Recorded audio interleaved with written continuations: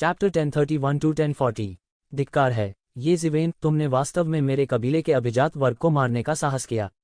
इस बूढ़े आदमी के लिए मरो। दूर से एक जोर की चीख सुनाई दी, जिसके बाद एक बेहद भयानक जबरदस्ती हुई जो उन्हें कुचल दिया। ये ज़िवेन के हाव भाव अचानक बदल गए। धिक्कार है, अच्छा नहीं है क्या दोनों कुलों के पुराने धूर्तों का पता चल गया है।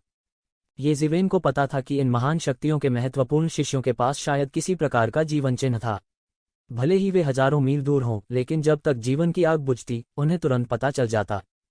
ये ज़िवेन ने इन सभी युवा उस्तादों को मार डाला था। यह कहा जा सकता है कि उसने आकाश में छेद किया था। इसके अलावा इन समुद्री कुलों में से कोई होना चाहिए जिसने इतनी जल्दी दोनों कुलों को सूचित किया हो। बूम! एक गैसिफाइड बड़ा हाथ आसमान से नीचे आया। इसका लक्ष्य ये ज़िवेन था। यह उसे मौके पर ही कुचल देना चाहता था। ये ज़िवेन ने नहीं सोचा। उसने अचानक जमीन पर कदम रखा और इस घातक प्रहार को चकमा देते हुए उसकी आकृति प्रकाश के एक गोले में बदल गई। इतनी तेजी! पेई जिंगचेन ने अपनी खुली आंखों से कहा। कुछ साल पहले की तुलना में पेई जिंगचेन की गति और भी तेज थी। पेई जिंगचेन की आंखें उसके फिगर को पकड़ भी नहीं पा रही थीं। लेकिन हमला नहीं रुका। एक दर्जन से अधिक आक्रोशित दहाड़ें आईं। एक दर्जन से अधिक बड़े हाथ आसमान से नीचे आए। ये ज़िवेन को मौत के घाट उतारने की कोशिश कर रहे थे। उन्होंने कोई दया नहीं दिखाई। Boom boom boom! ये ज़िवेन की आकृति मध्य हवा में चमकती रही। वह चकमा देता रहा, लेकिन प्रतिद्वंद्वी का हमला तेजी से तेज होता जा रहा था। जैसे जैसे वह द्वीप के करीब आता गया, हमले की ताकत भी करीब आती गई। बूम! ये ज़िवेन अंत में चकमा नहीं दे सका और मौके पर ही बड़े हाथ से मारा गया। एक कानून घोषणा पत्र दायरे के मास्टर के क्रोधित हमले की शक्ति कल्पना करने योग्य थी। ये ज़िवेन लगभग मौके पर ही टूट गई थी। यदि यह उसके अत्याचारी शरीर के लिए नहीं था जो बहुत अधिक अत्याचारी था, तो वह मौके पर ही आधे में टूट गया होता। पफ! ये ज़िवेन ने मुंह भर खून थूका। रक्त में सुनहरे धागों के निशान थे। यह देवत्व था। ये ज़िवेन द्वारा लूटी गई दिव्यता अब धीरे धीरे उसके शरीर में एकीकृत हो गई थी। हालांकि यह एक पूर्ण एकीकरण नहीं था, इसने उसके शरीर को एक भगवान के वंशज की कुछ विशेष क्षमताएं प्रदान की। एक और बड़ा हाथ आसमान से नीचे आया। ये ज़िवेन ने तुरंत अपने दांत पीस लिए और रक्त की दुनिया में दौड़ पड़े। बूम! जिस स्थान पर वह अभी खड़ा था, उसे पहले ही एक बड़े हाथ से कुचलकर चूर्ण कर दिया गया था। ये ज़िवेन ने अपनी चोटों को ठीक करने के लिए फीनिक्स रीजनरेशन तकनीक का इस्तेमाल किया। उसके पीछे से कानून के घोषणापत्र के दायरे के स्वामी की दहाड़ सुनाई दी, लेकिन वे रक्त की दुनिया में नहीं जा सके। वे दूर की दुनिया से ही दहाड़ सकते थे। वह रक्त की दुनिया में चला गया और महसूस किया कि वह रक्त लाल ऊर्जा से घिरा हुआ था। उसके शरीर पर लगी चोट धीरे धीरे ठीक हो रही थी। इस रक्त लाल ऊर्जा के असाधारण प्रभाव थे। यह स्पिरिट क्यूई से बिल्कुल अलग एहसास था। स्पिरिट क्यूई को अभी भी स्वयं को बदलने और आत्मसात करने की आवश्यकता थी, लेकिन इस रक्त क्यूई को सीधे अवशोषित किया जा सकता था। यह ऐसा था मानो यह पहले से ही रूपांतरित हो चुका था और अब उसे केवल इसे आत्मसात करने की आवश्यकता थी। हालांकि उसके पास आराम करने का समय नहीं था। उसके शरीर पर लगे खून के धब्बों ने रक्त की दुनिया में एक अनोखे प्राणी का ध्यान आकर्षित किया। यह खून का दीवाना था। ऐसा कहा जाता था कि blood beasts in the blood world ऐसे प्राणी थे जो ब्लड क्यूई के प्रभाव के कारण पैदा हुए थे। उन्होंने ब्लड वर्ल्ड में एक प्रमुख स्थान पर कब्जा कर लिया। यहाँ तक युवा पीढ़ी के जीनियस भी ब्लड बीस्ट्स को चुनौती नहीं दे सकते थे, जिन्होंने ब्लड वर्ल्ड में एक प्रमुख स्थान पर कब्जा कर लिया था। यह एक रक्तगिद्ध था। यह बहुत शातिर था और पहले से ही पारलौकिक क्षेत्र 9वें स्तर पर पहुंच गया था। ये ज़िवेन के प्रकट होने के कुछ ही समय बाद उसने तुरंत उसका ध्यान आकर्षित किया। यह तुरंत खूनी रोशनी की तरह दौड़ पड़ा। इसने अपनी चोंच खोली और एक रक्तरंजित प्रकाश उगल दिया, जिसने ये ज़िवेन के शरीर को ढक लिया। तुरंत ही ये ज़िवेन के शरीर से एक रक्तरंजित प्रकाश निकला, जो सीधे ब्लड वल्चर को उसके शरीर में डाल रहा था। बूम! ब्लड वल्चर खून के धुंध के बादल में तब्दील होकर मौके पर ही फट गया। त्यानयुवान मिरर ने इसे आत्मसात कर लिया। कुछ खून क्यूई ने ये ज़िवेन के शरीर में भर दिया और उसकी चोटें तुरंत स्थिर हो गईं। हालांकि पिछली भारी चोटों ने उसे एक झटके में नहीं मारा, फिर भी वह गंभीर रूप से घायल हो गया था। लॉ मैनिफेस्टेशन रियल मास्टर का हमला घातक होने के लिए काफ़ी था। मौत न होने पर भी वह गंभीर रूप से घायल हो गया। इस रक्तगिद्ध को मारने के बाद ये ज़िवेन को पता था कि वह इस तरह देरी नहीं कर सकता, अन्यथा यह और अधिक ब्लड बीस्ट्स को आकर्षित कर सकता है। हालांकि ये ज़िवेन ने कभी भी ब्लड वर्ल्ड में प्रवेश नहीं किया था। फलते फूलते क्लाउड सी रीजन ने कई बार ब्लड वर्ल्ड ट्रायल में भाग लिया था। हालांकि उन्हें कई बार भारी नुकसान उठाना पड़ा। यह निर्विवाद था कि फूले हुए बादल सागर क्षेत्र के अधिपतियों को ब्लड वर्ल्ड ट्रायल के बारे में बहुत सारी जानकारी थी। ये ज़िवेन ने यहाँ आने से पहले ये सारी जानकारी पढ़ ली थी। हालांकि वह ब्लड वर्ल्ड में कभी नहीं गया था, फिर भी वह ब्लड वर्ल्ड की कुछ स्थितियों को जानता था, जैसे उसके हाथ का पिछला भाग। ब्लड वर्ल्ड में ब्लड बीस्ट्स बाहर के जानवरों की तुलना में अधिक क्रूर और खून के प्यासे थे। थोड़ा सा खून बड़ी संख्या में ब्लड बीस्ट को घेरने के लिए आकर्षित कर सकता है। यह सोचकर येज़िवेन ने तुरंत संकोच नहीं किया। उन्होंने एक पर्वत श्रृंखला की खोज की और एकांत में स्वस्थ हो गए। इस रिकवरी में पूरे 10 दिन लगे। तभी येज़िवेन ने अपने शरीर में सब कुछ ठीक कर चरम अवस्था में ला दिया। यह इस शर्त के तहत था कि उसके पास अपने शरीर की रक्षा के लिए फीनिक्स रिजनरेशन तकनीक हो। यदि यह एक सामान्य व्यक्ति होता, भले ही उसकी मृत्यु न होती, तो वह इस रक्त विश्व परीक्षण में कुछ भी हासिल नहीं कर पाता। वह शायद अपना सारा समय ठीक होने में लगाएगा। यह कोई सामान्य व्यक्ति नहीं था, बल्कि एक लॉ मैनिफेस्टेशन रियलम मास्टर था। 10 दिनों के बाद येज़िवेन लगभग ठीक हो गया था, लेकिन उसने पर्वत श्रृंखला को तुरंत छोड़ने का विकल्प नहीं चुना। इसके बजाय उसने ब्लड स्टोन को संघनित करना शुरू कर दिया।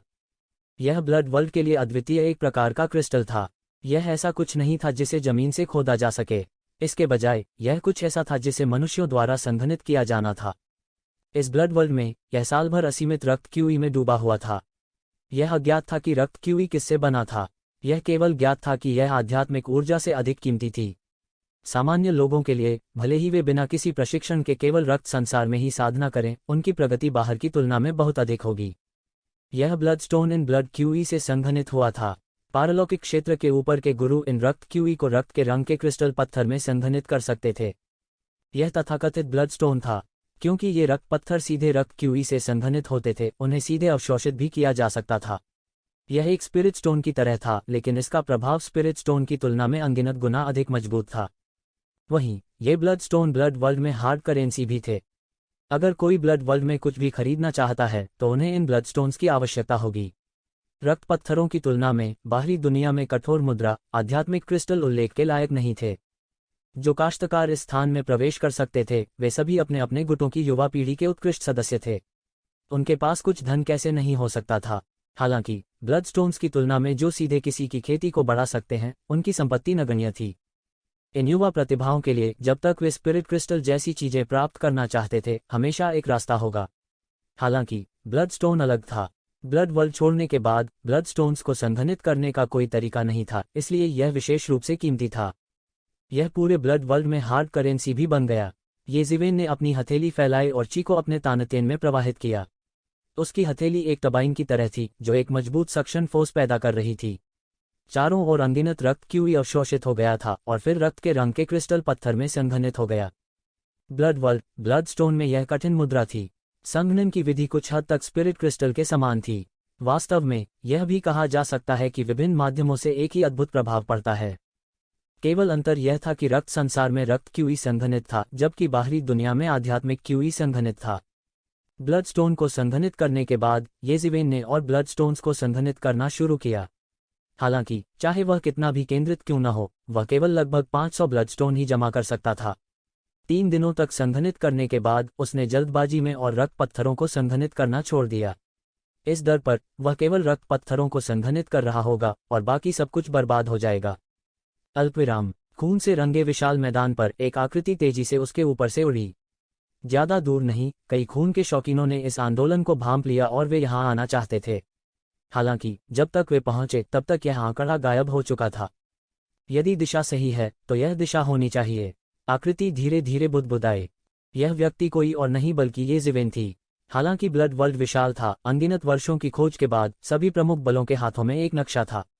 जितना अधिक विशाल बल था, उतना ही अधिक क्षेत्र रक्त की दुनिया में खोज सकता था।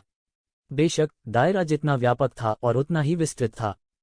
हालांकि फले फूले बादल सागर क्षेत्र को केवल एक छोटा समुद्री क्षेत्र माना जा सकता है, इतने वर्षों की खोज के बाद ब्लड वर्ल्ड का नक्शा भी बहुत व्यापक था। ये जीवेन पेई जिंगचेन और अन्य लोगों से मिलने के लिए जल्दबाजी करने वाली थी। वह इस बात पर सहमत हो गया था कि अगर उन्हें अलग होना है तो वे ब्लड वर्ल्ड के फेंग सुई शहर में मिलेंगे। ब्लड वर्ल्ड में ऐसे कई शहर थे। ये शहर ब्लड वर्ल्ड के पूर्वजों द्वारा कई वर्षों से स्थापित किए गए थे। जब भी रक्त विश्व प्रतियोगिता आयोजित की जाती थी, इन शहरों में बड़ी संख्या में विशेषज्ञ तैनात किए जाते थे। फले फूले बादल सागर क्षेत्र में स्वतंत्र रूप से एक शहर बनाने की ताकत नहीं थी, इसलिए इसने दूसरों के साथ भरपूर शांति शहर का निर्माण किया। एक अन्य समुद्री क्षेत्र, भरपूर शांति सागर क्षेत्र, इस भरपूर शांति शहर का प्रभारी था। यह भी एक छोटा समुद्री क्षेत्र था, लेकिन यह फले फूले बादल सागर क्षेत्र की तुलना में बहुत अधिक अत्याचारी था। भरपूर शांति समुद्र क्षेत्र के अलावा कई समुद्र विशेषज्ञों ने रक्त दुनिया में भरपूर शांति शहर में अपने गतिविधि केंद्र भी स्थापित किए। केंद्र के रूप में प्लेंटीफुल पीस सिटी के साथ वे विस्तार और खोज करेंगे। अगर वे सुचारू रूप से आए तो वे निश्चित रूप से भरपूर शांति के शहर में दिखाई देंगे, क्योंकि रक्त की दुनिया बहुत खतरनाक थी। वे जितने गहरे गए खतरा उतना ही बढ़ा। यहाँ तक सुपर समुद्री क्षेत्र के शीर्ष स्वर्ग के गौरव के स्वामी भी सबसे गहरे हिस्से में पैर रखने की हिम्मत नहीं कर सकते थे। ब्लड वर्ल्ड में कई खतरनाक ब्लड बीस्ट थे। यही कारण है कि उनके आराम करने और स्वस्थ होने के लिए अनगिनत शहरों का निर्माण करना पड़ा। इन वर्षों में फूले हुए बादल सागर क्षेत्र ने भी मूल मानचित्र के अनुसार अपनी गतिविधि सीमा को थोड़ा थोड़ा करके विस्तारित किया था। सावधान रहने में कोई बुराई नहीं थी। रक्त की दुनिया में बहुत से रक्तपिशाच थे जो लंबे समय से अस्तित्व में थे। एक बार जब ये खून के प्यासे पागल हो गए तो चाहे वे कितने भी प्रतिभाशाली क्यों न हो, वे दुखद रूप से मर जाएंगे। लापरवाही से एक बेरोजगार जगह में घुसने से केवल मौत हो सकती है। यहाँ तक अगर यह एक ऐसा स्थान था जिसे मानचित्र पर खोजा गया था, तो सैकड़ों वर्षों के बाद इसमें अधिक शक्तिशाली रक्तपिशाच हो सकते हैं। उन बेरोजगार स्थानों का उल्लेख नहीं करना चाहिए। इसलिए उपयोगी होने वाली सामान्य स्थलाकृति के अलावा उन नक्शों पर कई रहस्योद्घाटन बहुत सटीक नहीं थे। उन्हें फिर से तलाशने की जरूरत थी। हालांकि ये जिवेन के लिए यह पहले से ही मूल्यवान जानकारी थी। अगर कोई गुई युआन संप्रदाय नहीं होता तो शायद उसे यह जानकारी भी नहीं होती। यह भरपूर शांति का शहर स्वाभाविक रूप से फले फूले बादल सागर क्षेत्र का आधार शिविर था। एक स्वतंत्र शहर के निर्माण के रास्ते के अभाव में अन्य समुद्री क्षेत्रों के साथ सहयोग एक असहाय वस्तु बन गया था। उल्लेख नहीं करने के लिए छोटे समुद्री क्षेत्रों में भी फले फूले बादल सागर क्षेत्र की ताकत अपेक्षाकृत कमजोर थी। यह अत्याचारी नहीं था। इसकी तुलना भरपूर शांति सागर क्षेत्र से नहीं की जा सकती। अकेले ताइफैंग सागर क्षेत्र को छोड़ दें, जो लगभग एक मध्यम आकार का समुद्री क्षेत्र था। उसने लगभग 1 या 2 घंटे तक उड़ान भरी और आखिरकार उसके सामने प्लेंटीफुल पीस सिटी की रूपरेखा दिखाई दी। चूंकि विभिन्न समुद्र क्षेत्रों के केवल कुलीन शिष्य ही आए थे, इसलिए लोगों की संख्या बहुत अधिक नहीं थी। इस शहर के पैमाने को केवल एक छोटे शहर के रूप में माना जा सकता है। हालांकि यह छोटा था, इसमें सभी आवश्यक वस्तुएं थीं। सभी प्रकार की सरणियों को कई बार प्रबलित किया गया था। इस रक्त संसार में अनगिनत रक्तपिशाचों के आक्रमण का विरोध करने के लिए शहर की दीवारों की ऊंचाई 100 फीट से अधिक ऊंची थी। निश्चित रूप से इस छोटे से शहर में बहुत से लोगों का आना जाना था और यह लोगों से खचाखच भरा हुआ था। क्यों फले फूले बादल सागर क्षेत्र के लोगों को अन्य समुद्री क्षेत्रों के लोगों की तुलना में 2 गुना भुगतान करना चाहिए? मनुष्यों को आधा अधिक भुगतान क्यों करना पड़ता है? शहर के फाटक से एक क्रोधित आवाज आई। यह सुनते ही एक शिवेन की भौहें तन गईं। इस समय उनका आंकड़ा पहले ही शहर के फाटक पर उड़ चुका था। उसने देखा कि 4 बड़े लोग नगर के फाटक पर खड़े हैं और पूरे फाटक पर पहरा दे रहे हैं। मुख्य व्यक्ति पेंग तियानगन था, जिसे ये जिवेन ने पहले देखा था। उनके सामने फले फूले बादल सागर क्षेत्र के कई युवा विशेषज्ञ उन्हें घूर रहे थे।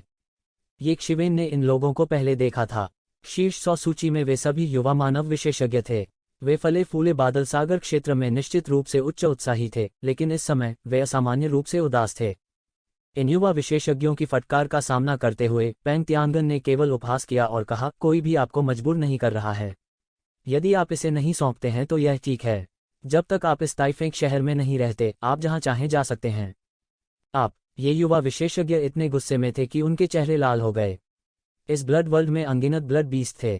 शहर की सुरक्षा के बिना उनके खतरे का सामना करने की संभावना बहुत बढ़ जाएगी। दबंग वेदना तियानगन के सामने सागर क्षेत्र के कई विशेषज्ञ ऐसे दिखते थे जैसे वे एक अच्छा शो देख रहे हों। किसी भी स्थिति में उन्हें सूची में नहीं जोड़ा गया। इसके अलावा ब्लड वर्ल्ड में उनका रिश्ता केवल प्रतिस्पर्धियों का ही होगा। कम प्रतिस्पर्धी होने में क्या गलत है? संतुष्ट मत हो पेंग तियानगन। क्या आप पिछली बार हमारे फले फूले बादल सागर क्षेत्र में अपनी करारी हार के बारे में भूल गए हैं? ऐसा नहीं है कि हमारे पास कोई नहीं है जो आपसे निपट सके, एक युवा मानव विशेषज्ञ ने गुस्से से कहा। तुम्हारा मतलब है कि ये जिवेन, अगर उसमें हिम्मत है तो उसे बाहर आने के लिए कहो, मैं उसका सिर कुचल दूंगी। ये जिवेन के उल्लेख पर पेंग तियानगन का चेहरा अचानक बदल गया और फिर उसने एक भयानक मुस्कान के साथ कहा, भले ही यह वह हो, यह शहर अब हमारे ताइफेंग सागर क्षेत्र का है। भले ही वह एक अजगर हो, उसे कुंडली मारनी होगी। भले ही वह बाघ हो, उसे लेटना पड़ता है, नहीं तो वह मर जाएगा। मैं देखना चाहता हूं कि मैं कैसे मरता हूं। भीड़ से एक ठंडी हंसी आई। भीड़ में से एक आकृति निकली। ये जिवेन है। फले फूले बादल सागर क्षेत्र के वे युवा विशेषज्ञ आए हुए व्यक्ति को देखकर आश्चर्य से चिल्ला उठे। यह तुम हो, बच्चे? वेदना तियांगन ने उस व्यक्ति को देखा जो आया था, और उसकी आंखों में एक ठंडी हत्या का इरादा चमक गया। उसने येक शिवेन को जानलेवा इरादे से भरी आंखों से देखा। उनका बायां हाथ अभी भी खाली था। ये येक शिवेन के मुंह से उड़ा दिए जाने का नतीजा था। स्वर्ग का एक रास्ता है, लेकिन आप इसे नहीं लेते हैं और आप नरक में घुस जाते हैं। मैंने सुना है कि तुम एक कानून अभिव्यक्ति विशेषज्ञ द्वारा मारे गए हो, लेकिन मुझे तुम्हें यहां देखने की उम्मीद नहीं थी। पेंग तियांगन ने ठंडेपन से कहा। येक शिवेन ने पेंग तियांगन की बिल्कुल भी परवाह नहीं की। वह सीधे उन युवा मानव विशेषज्ञों के पास गया और पूछा, ये क्या चल रहा है? क्या यह फेंगशुई शहर नहीं है? यह ताइफेंग शहर कैसे बन गया? अगर वह गलत रास्ते पर नहीं गया तो यह फेंगशुई शहर होना चाहिए। इसके अलावा उन्होंने फले फूले बादल सागर क्षेत्र के विशेषज्ञों को देखा। उसने तुरंत पुष्टि की कि वह गलत रास्ते पर नहीं गया था। जब वह गलत रास्ते पर नहीं गया तो उसने शहर का नाम क्यों बदल दिया? मूर्ख, अब यह शहर हमारे ताइफेंग सागर क्षेत्र का है। हम यहाँ के स्वामी हैं। इसे ताइफेंग सागर क्षेत्र में बदलने में इतना अजीब क्या है? वेदना तियांगन ने कहा। येक शिवेन अपने दिल में समझ गई। रक्त क्षेत्र में सभी सांसारिक बाधाएं क्षणभंगुर बादल थीं। एक ही कानून था, जंगल का कानून। जिसकी मुट्ठी बड़ी होगी उसे बोलने का अधिकार होगा और लोग उसकी बातें सुनेंगे। इन शहरों का स्वामित्व पहले ही कई बार बदल चुका था। एक बार समुद्री क्षेत्र का उदय हो जाने पर यह निश्चित रूप से इन शहरों के स्वामित्व के लिए संघर्ष करेगा। आखिरकार यह मरम्मत के लिए एक जगह जितना आसान नहीं था। बस हर दिन शहरों द्वारा एकत्र किए गए ब्लडस्टोन की मात्रा एक खगोलीय धन की मात्रा में जुड़ जाएगी। और उन विशेषज्ञों ने खेती करने के लिए इन रक्तप्तियों का उपयोग किया, जिससे उनकी खेती अधिक अत्याचारी हो गई। इस प्रकार उनका शासन स्थिर हो गया। यह पुण्य चक्र था। दूसरे शब्दों में, ताइफेंग सागर क्षेत्र द्वारा फेंगशुई सागर क्षेत्र को भी पराजित किया गया, जिसके कारण शहर के स्वामित्व में परिवर्तन हुआ। आय के इस दोहरीकरण के साथ क्या हो रहा है? ये जिवेन ने पूछा। ये ताइफेंग सागर क्षेत्र के लोग बहुत अधिक हैं। साधारण समुद्री क्षेत्र के लोग शहर में तब तक रह सकते हैं जब तक वे एक दिन में 50 ब्लडस्टोन सौंपते हैं, लेकिन वे मांग करते हैं कि हमारे फले फूले क्लाउड सी रीजन के लोग ब्लडस्टोन की दोगुनी राशि का भुगतान करें। हमारे फले फूले बादल समुद्र क्षेत्र के मानव कबीले को इस आधार पर आधे और ब्लडस्टोन का भुगतान करना होगा, जो 150 ब्लडस्टोन के भुगतान के बराबर है। हम एक दिन में केवल 100 ब्लडस्टोन ही संघनित कर सकते हैं। हम उन्हें देने के लिए 150 रत्न कहाँ से लाएं? एक युवा विशेषज्ञ ने गुस्से से कहा। इन युवा विशेषज्ञों में केवल ट्रांसेंडेंट रियलम 8वें स्तर की ताकत थी। एक दिन में 100 ब्लडस्टोन जमा करना उनके लिए पहले से ही सीमा थी। 150 रक्तपात एक ऐसी संख्या थी जो मारे जाने पर भी एकत्र नहीं की जा सकती थी। यहाँ तक पेई जिंगचेन और सी ड्रैगन यंग मास्टर जैसे विशेषज्ञ भी एक दिन में 200 ब्लडस्टोन जमा कर सकते हैं। हद तो हो ही चुकी थी। ये जीवेन एक दिन में 500 ब्लडस्टोन जमा कर सकती थी। यह भयानक था। हालांकि इस आवश्यकता को सुनकर यह पहले से ही स्पष्ट था कि वे फले फूले बादल समुद्र क्षेत्र के लोगों, विशेष रूप से मानव कबीले से निपटना चाहते थे। यहाँ तक उन्होंने भगाने का रुख भी अपना लिया है। इतनी अधिक आवश्यकता के साथ युवा पीढ़ी के इन विशेषज्ञों, यहाँ तक पेई जिंगचेन और अन्य लोगों को भी इसे पूरा करने के लिए बेहद कठिन लगेगा। भले ही उन्होंने इसे पूरा कर लिया हो, लेकिन एक दिन के भीतर उनके द्वारा संघनित किए गए अधिकांश रक्त पत्थर तैफेंग सागर क्षेत्र के युवा विशेषज्ञों के हाथों में गिर जाएंगे। समय के साथ उनके खेती के स्तर के बीच की खाई चौड़ी हो जाएगी और ताइफेंग सागर क्षेत्र के विशेषज्ञों की ताकत और मजबूत हो जाएगी और उनका शासन भी अधिक से अधिक स्थिर हो जाएगा। कई समुद्री क्षेत्रों में शुरुआती दौर में ज्यादा गैप नहीं था, लेकिन समय के साथ यह गैप धीरे धीरे चौड़ा होता गया। इस शहर का मालिक बनने के बाद ताइफेंग सागर क्षेत्र के लोगों की ताकत बढ़ती ही जाएगी। ये जिवेन का शुरुआती अनुमान गलत नहीं था। रक्त क्षेत्र वास्तव में साधना के लिए बहुत उपयुक्त था। इन रक्त ऊर्जाओं को अवशोषित करने से खेती की गति तेज हो सकती है। इसलिए रक्त क्षेत्र के हर परीक्षण में जो बच गए उनकी साधना में भारी सुधार होगा। इस दर पर अंतर को चौड़ा करना लगभग समय की बात थी। क्या अधिक है? ताइफेंग सागर क्षेत्र के लोगों ने सीधे उन्हें निशाना बनाया। बाकी कहाँ हैं? ये जिवेन ने पूछा। कुछ ही लोग क्यों हैं? शीर्ष 100 सूची के अलावा फले फूले बादल सागर क्षेत्र में अभी भी बहुत से लोग थे। बिखरे हुए लोगों को जोड़कर शायद 3 या 400 से अधिक लोग थे। सबसे कमजोर एक पारलौकिक क्षेत्र 8वें स्तर का योद्धा था। यह कहा जा सकता है कि सभी कुलीन यहाँ थे, लेकिन अब केवल कुछ ही लोग थे, विशेष रूप से पेई जिंगचेन और अन्य। वे सब मर नहीं सकते थे, है ना?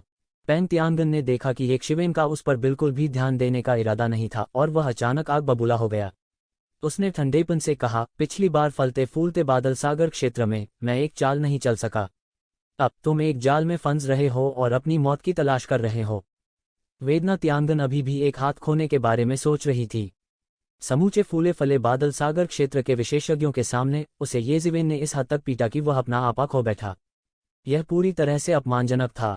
उसे मेरे लिए पकड़ो। यह बच्चा युवा पीढ़ी के बीच फले फूले बादल सागर क्षेत्र का नंबर 1 है। अगर हम उसे मार देते हैं तो पूरा फलता फूलता क्लाउड सी रीजन लीडलेस हो जाएगा। पेंग तियानगन चिल्लाया। सिटी टॉवर पर 4 या 5 मर्दाना आदमी दिखाई दिए।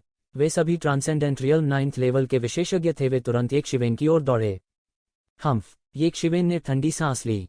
उसकी आंखों में एक ठंडी रोशनी झिलमिला उठी। उसके हाथ में तुरंत एक लौ उठी। अनगिनत लपटें तुरंत एक लंबी लौ कृपाण में संघनित हो गईं। स्विश। एक ब्लेड लाइट चमकी और विशाल आकाश में लकीर खींची। ताइफेंग सागर क्षेत्र का एक विशेषज्ञ जिसने सबसे तेज उछाल दिया था, वह मौके पर ही 2 हिस्सों में कट गया। उसके पास चीखने का समय भी नहीं था जब येशिवेन द्वारा उसे 2 हिस्सों में काट दिया गया। पेंग तियानगन की पुतलियां अचानक सिकुड़ गईं। येज़िवेन पहले से ज्यादा भयानक थी। उसे ऐसा लग रहा था जैसे उसने येज़िवेन को देखा हो जिसने मुक्के से उसकी बांह को कुचल दिया था। नहीं, वह उस समय से भी अधिक भयानक लग रहा था। लेकिन इस समय उन्हें अचानक याद आया कि यह फलता फूलता बादल सागर क्षेत्र नहीं है। ताइफेंग शहर में भले ही वह एक अजगर था, उसका वध कर दिया जाएगा। पारलौकिक क्षेत्र 9वां स्तर प्रमुख समुद्री क्षेत्रों में अत्याचारी की तरह कार्य करने में सक्षम हो सकता है, लेकिन यहाँ यह इतना कमजोर लग रहा था। इन लोगों में येज़िवेन का दायरा सबसे कम था। वह केवल ट्रांसेंडेंट रियलम 7th लेवल पर था, लेकिन उसने जो युद्ध कौशल दिखाया वह भयानक था। नवागंतुक द्वारा प्रदर्शित किए गए भयानक युद्ध कौशल को देखते हुए सभी ने अपनी सांसें थाम लीं और अपना ध्यान केंद्रित किया। इससे भी महत्वपूर्ण बात यह है कि वह ताइफेंग सागर क्षेत्र के शासन के खिलाफ विद्रोह कर रहा था। फेंगशुई सागर क्षेत्र के विशेषज्ञों को हराने के बाद से ताइफेंग सागर क्षेत्र इस ताइफेंग शहर का स्वामी बन गया था। ऐसा नहीं था कि किसी ने उनके शासन का विरोध नहीं किया, बल्कि बिना किसी अपवाद के उन सभी को क्रूरता से दबा दिया गया। कुछ लोगों के सिर अभी भी शहर की दीवार पर लटके हुए थे, जंगल की आग की तरह फैल रहे थे। यह व्यक्ति कौन है? वह इतना शक्तिशाली क्यों है? मूल रूप से सभी ने सोचा कि वह फूले हुए बादल सागर क्षेत्र में सिर्फ एक नवागंतुक था। आखिरकार फले फूले बादल समुद्र क्षेत्र को कई समुद्री क्षेत्रों के बीच केवल नीचे माना जा सकता है। युवा पीढ़ी के लिए उत्कृष्ट क्षेत्र 7वें स्तर के विशेषज्ञ का होना आश्चर्यजनक नहीं था। समुद्र का क्षेत्र जितना बड़ा होगा, उसकी शक्ति उतनी ही अधिक होगी। अतीत में फले फूले बादल सागर क्षेत्र में उत्कृष्ट क्षेत्र 9वें स्तर का विशेषज्ञ था। यहाँ तक उत्कृष्ट क्षेत्र 6ठे स्तर और उत्कृष्ट क्षेत्र 7वें स्तर के विशेषज्ञ भी थे। हालांकि इस बार फले फूले बादल सागर क्षेत्र की ताकत में बहुत सुधार हुआ है, लेकिन इससे कोई फर्क नहीं पड़ता कि एक और ट्रांसेंडेंट रियलम 7वें स्तर का विशेषज्ञ है। हालांकि येज़िवेन ने अभी अभी एक उत्कृष्ट क्षेत्र 9वें स्तर के विशेषज्ञ का सिर कलम किया। ऐसा लग रहा था कि उन्हें बता रहा है कि ट्रांसेंडेंट रियल्म 7th लेवल के विशेषज्ञ ट्रांसेंडेंट रियल्म 8वें स्तर के पीक विशेषज्ञों के इस समूह के बीच अचानक क्यों उभरे। वह कोई साधारण व्यक्ति नहीं थे। इस समय फले फूले मेघ सागर क्षेत्र के मानव गोत्र विशेषज्ञ, जो पहले दबे होने के कारण उदास थे, गर्व से भरे हुए थे। वह हमारे फले फूले बादल सागर क्षेत्र की युवा पीढ़ी के शीर्ष विशेषज्ञ हैं। उनके मुंह से पेंग तियानगन का हाथ उड़ गया था। युवा पीढ़ी के शीर्ष विशेषज्ञ। इस समय सभी ने ठंडी हवा की सांस ली। यह ठीक होगा अगर यह सिर्फ एक साधारण पारलौकिक क्षेत्र 9वें स्तर का योद्धा होता। हालांकि यह स्पष्ट रूप से सिर्फ एक उत्कृष्ट क्षेत्र 7वें स्तर का योद्धा था। एक पारलौकिक क्षेत्र 7वें स्तर के योद्धा ने सभी को दबा दिया और फलते फूलते बादल सागर क्षेत्र के शिखर पर पहुंच गया। भले ही यह एक छोटा सा समुद्री क्षेत्र ही क्यों न हो, यह लोगों को विस्मित करने के लिए काफी था। क्या फलता फूलता क्लाउड सी रीजन का शीर्ष विशेषज्ञ सी ड्रैगन यंग मास्टर नहीं है? किसी ने उत्सुकता से पूछा। यह कुछ साल पहले की पुरानी खबर है, मानव जाति के विशेषज्ञों ने उनके चेहरे पर थोड़ा गर्व के साथ कहा। आखिरकार वे अपने समुद्री क्षेत्र के विशेषज्ञ थे, है ना? मानव कबीला आधा चार्ज करेगा। वेदना तियांगान, मुझे लगता है कि आप निशान ठीक होने के बाद दर्द भूल गए हैं। येशिवेन ने ठंडी सांस ली और कहा। पेंग तियांगन का रंग बदसूरत हो गया। ऐसा लगता था कि उसे वह समय याद आ गया था जब उसे येशिवेन ने एक चाल में हरा दिया था। उसका रंग और भी भद्दा हो गया। लानत है येशिवेन, यह फलता फूलता बादल सागर क्षेत्र नहीं है। क्या आपको लगता है कि आप अभी भी अत्याचारी की तरह काम कर सकते हैं? फले फूले समुद्र क्षेत्र का स्तर फले फूले बादल समुद्र क्षेत्र। दायरे दायरे दायरे दायरे, क्षेत्र क्षेत्र क्षेत्र क्षेत्र समुद्र क्षेत्र क्षेत्र समुद्र क्षेत्र। इस समय फले फूले बादल समुद्र क्षेत्र के मानव कबीले विशेषज्ञ थोड़ा घबराए हुए महसूस करने लगे। इस रक्त क्षेत्र परीक्षण में फले फूले बादल सागर क्षेत्र में सैकड़ों लोग थे। ताइफेंग सागर क्षेत्र के विशेषज्ञ इस संख्या से अधिक होंगे। उनमें से ज्यादातर उत्कृष्ट क्षेत्र 9वें स्तर के विशेषज्ञ थे। यदि इस समय उन सभी को उकसाया गया तो यह वास्तव में भयानक होगा। भाई ये सावधान, वह अपने साथियों को बुला रहा है। अगर यह काम नहीं करता है तो हमें जल्दी से पीछे हट जाना चाहिए। एक फलता फूलता बादल समुद्र क्षेत्र के मानव कबीले विशेषज्ञ जल्दी से चिल्लाया। ठीक है, उन्हें चिल्लाने दो, यह मुझे उन्हें एक एक करके खोजने की परेशानी से बचाता है। ये जिवेन ने तैफेंग सागर क्षेत्र के उत्कृष्ट क्षेत्र 9वें स्तर के विशेषज्ञ के कृपाण प्रकाश का उपहास उड़ाया और कुचल दिया। ये लोग अभी अभी पारलौकिक क्षेत्र के 9वें स्तर में प्रवेश कर चुके थे। यहाँ तक 5 साल पहले की पैंग तियांगान तिकड़ी भी काफी कमजोर थी। वे कैसे ये शिवेन के लिए कोई खतरा पैदा कर सकते थे? स्विश, ये जिवेन के हाथ में उग्र लंबी कृपाण तुरंत खुल गई। उग्र लंबी कृपाण विशाल आकाश में फिसल गई और हवा तुरंत फट गई। कई उत्कृष्ट क्षेत्र 9वें स्तर के विशेषज्ञों के पास चकमा देने का समय नहीं था और उन्हें मौके पर ही आधा काट दिया गया। यह सब चंद सांसों में हुआ। ये ट्रांसेंडेंट रियल 9th लेवल के विशेषज्ञ ये जिवेन के सामने कागज के शेर की तरह थे। वह आसानी से उनमें से एक समूह का सिर काट सकता था। दृश्य मौन था। इस समय प्रमुख समुद्री क्षेत्रों के योद्धा अंततः समझ गए कि उनके सामने का व्यक्ति क्यों भीड़ को दबा सकता है और उत्कृष्ट क्षेत्र 7वें स्तर की साधना के साथ समृद्ध बादल सागर क्षेत्र पर हावी हो सकता है। ताइफेंग सागर क्षेत्र में भी ऐसी ताकत उत्कृष्ट थी। पेंग तियांगन ने ये शिवेन की दिशा में देखा। उसका पूरा शरीर अनजाने में कांपने लगा। उसकी पीठ अचानक ठंडे पसीने से लथपथ हो गई। उसके सामने दुष्ट तारा 5 साल पहले की तुलना में दुगने से भी अधिक भयानक था। हालांकि उसे विश्वास था कि वह बड़ा हो गया है, यह इस दुष्ट तारे की तुलना में कुछ भी नहीं था। पेंग तियांगन ये जिवेन के टुकड़े टुकड़े करना चाहता था, लेकिन फिर भी वह अच्छी तरह जानता था कि वह ये जिवेन का विरोधी नहीं था। जब वह घूमकर जाने ही वाला था कि शहर से अचानक एक लगातार दहाड़ सुनाई दी। मेरे ताइफेंग शहर में किसकी हिम्मत है? तुम्हारी ताइफेंग शहर में गुस्ताखी करने की हिम्मत कैसे हुई? तुम मौत को दावत दे रहे हो। इस समय ताइफेंग सिटी से दर्जनों आंकड़े कूद गए।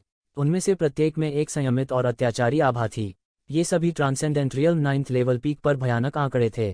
ताइफेंग सागर क्षेत्र एक विशालकाय होने के योग्य था जो एक मध्यम आकार के समुद्री क्षेत्र में प्रवेश कर सकता था। अकेले इस ताकत के साथ यह फूले हुए बादल सागर क्षेत्र को पार कर गया। इस बार रक्त क्षेत्र परीक्षण के लिए आए विशेषज्ञों में ट्रांसेंडेंट रियलम 8वें स्तर का विशेषज्ञ भी नहीं था। यह पूरी तरह से फूले हुए बादल सागर क्षेत्र के ऊपर था। आगे चल रहे दो लोग भी ये जिवेन के पुराने परिचित थे। वे सनम्याओ तोंगजी और यान शूरान थे। उनके पीछे एक ही समय में दर्जनों भयानक आकृतियां आ रही थीं। उनमें से कई उन दोनों से हीन नहीं थे। वे पेई जिंगचेन और अन्य से कमतर नहीं थे। यहाँ तक अगर उन्होंने आधे कदम कानून के प्रकटीकरण के दायरे में कदम नहीं रखा तो वे केवल एक कदम दूर थे। एक नींव के रूप में इतनी ताकत के साथ यह कोई आश्चर्य नहीं था कि ताइफेंग सागर क्षेत्र फेंगसुई सागर क्षेत्र जैसे छोटे शहर को बदल सकता है और पराजित कर सकता है। यह आप है। यान शूरान ने अपने चेहरे पर एक जटिल अभिव्यक्ति के साथ ये जिवेन को देखा। 5 साल बीत चुके थे। हालांकि 5 साल उनके सैकड़ों या हजारों वर्षों के जीवनकाल के लिए उंगलियों की एक झपकी से ज्यादा कुछ नहीं थे। शायद बंद कमरे में प्रशिक्षण के लिए यह केवल एक छोटी सी अवधि थी। ये शिवेन ने उसे आसानी से हरा दिया था और उसने उसके दिल में एक अमिट छाप छोड़ी थी। उसने सोचा था कि यहाँ उसकी मुलाकात ये शिवेन से हो सकती है।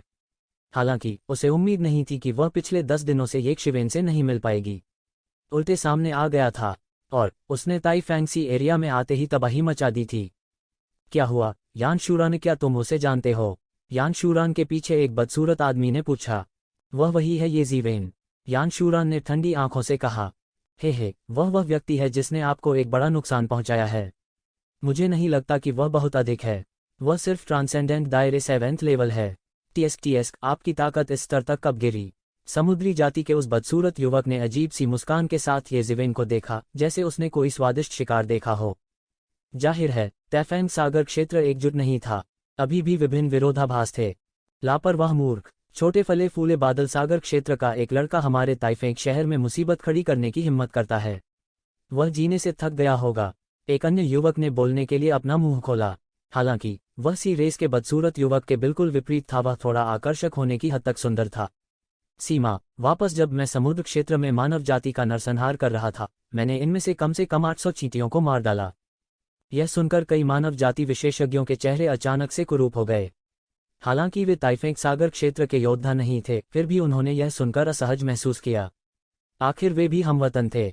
ये जिवेन की आंखों में एक ठंडी रोशनी चमक उठी। हालांकि यह सिर्फ एक फ्लैश था, उसके जानलेवा इरादे को ट्रिगर किया गया था। शायद प्राचीन बेरेंस महाद्वीप पर कई कबीलों ने सोचा कि मानव कबीला कमजोर था और उसे धमकाया जा सकता था, लेकिन वह निश्चित रूप से ये ज़िवेन नहीं था। चाहे वह अपने पिछले जीवन में पृथ्वी हो या इस जीवन में ट्रू मार्शल डोमेन, मानव जाति खाद्य श्रृंखला के शीर्ष पर थी। ये ज़िवेन के विचार बेरेंस महाद्वीप के इन मनुष्यों से बिल्कुल अलग थे। यह हास्यास्पद है। ये शिवेन ने अपना सिर हिलाया और हंस पड़ी। बच्चे, तुम किस पर हंस रहे हो? बदसूरत युवक ने अचानक पूछा। उसने सोचा कि एक शिवेन उसके रूप का उपहास उड़ा रही थी। क्योंकि उसका रूप बहुत भद्दा था, इसलिए वह अपने स्वरूप के बारे में किसी भी टिप्पणी के प्रति अत्यंत संवेदनशील था।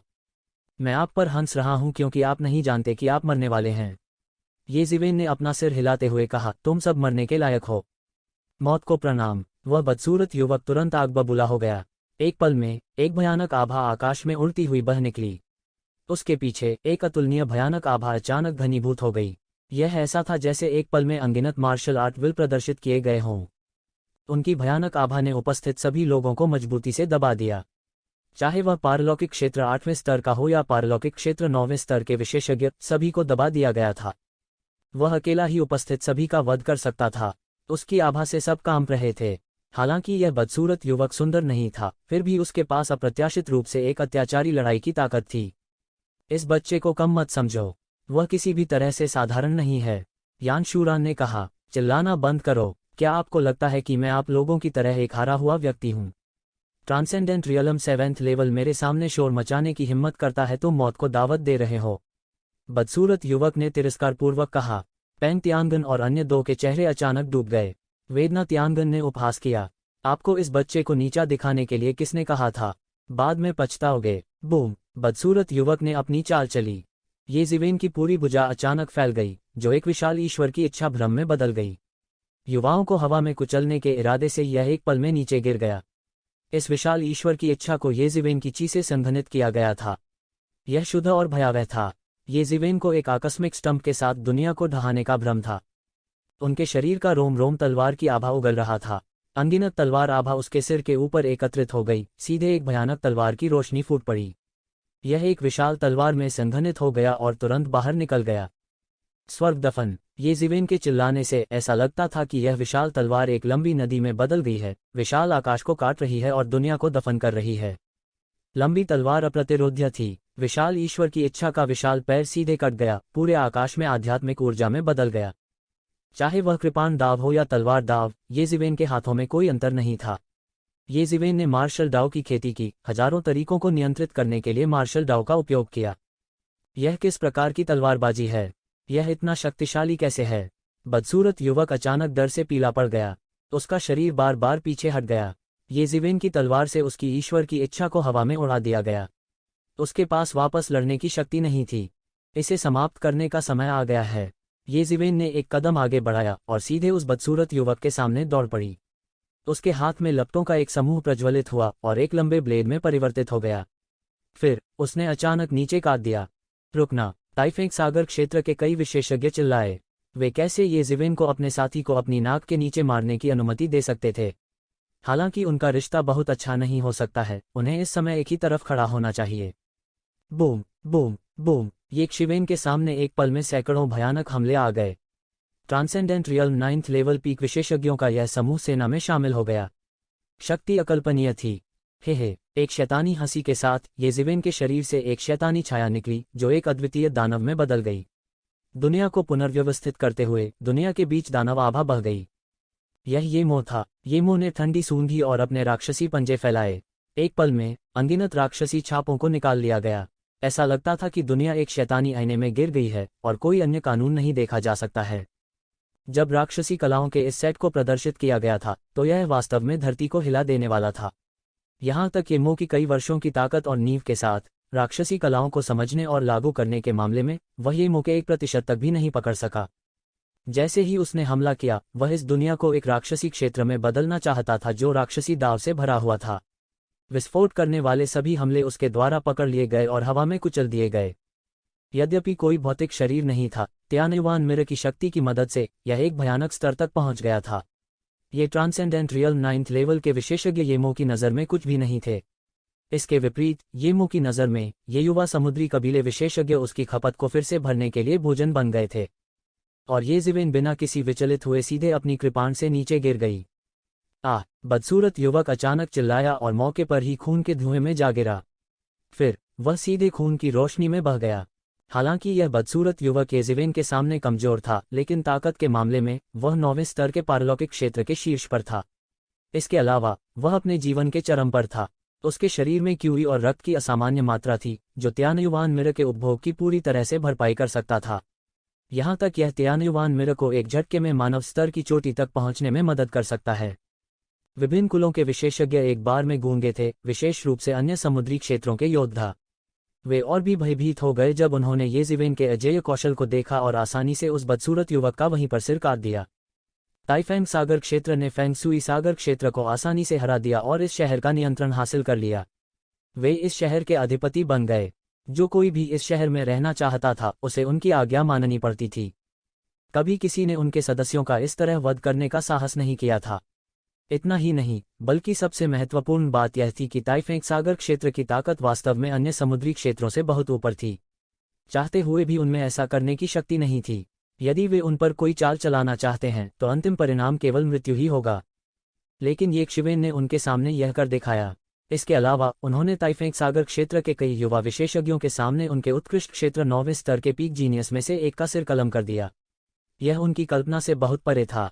असामान्य, यह बहुत असामान्य है। एक उत्कृष्ट क्षेत्र 7वें स्तर का योद्धा वास्तव में एक उत्कृष्ट क्षेत्र 9वें स्तर के स्वर्ग के गौरव को वश में करने के लिए प्रवाह के खिलाफ चला गया। यह अनसुना है, किसी ने कहा। क्या फलता फूलता क्लाउड सी रीजन इस बार इतना असामान्य है? यंग मास्टर सी ड्रैगन पहले से ही अद्भुत है। मुझे उम्मीद नहीं थी कि ऐसा कोई व्यक्ति दुबका होगा। उद्धरण चिन्ह। ताइफेंग सागर क्षेत्र के विशेषज्ञ यह देखकर अवाक रह गए जब उन्होंने देखा कि येज़िवेन ने आसानी से उनके हमलों को हल कर दिया था। यह शायद केवल 3 वंडर्स बॉय और यान शूरन ही थे। पेंग तियांगन और अन्य 2 इस परिणाम से हैरान नहीं थे। आखिरकार येज़िवेन के हाथों उन्हें एक बड़ा नुकसान हुआ था। यह भी कहा जा सकता है कि वे आसानी से हार गए थे। हालांकि वे भी अपने दिलों में चुपके से चकित थे। येज़िवेन अधिक से अधिक असामान्य होती जा रही है, विशेष रूप से 5 साल पहले की तुलना में।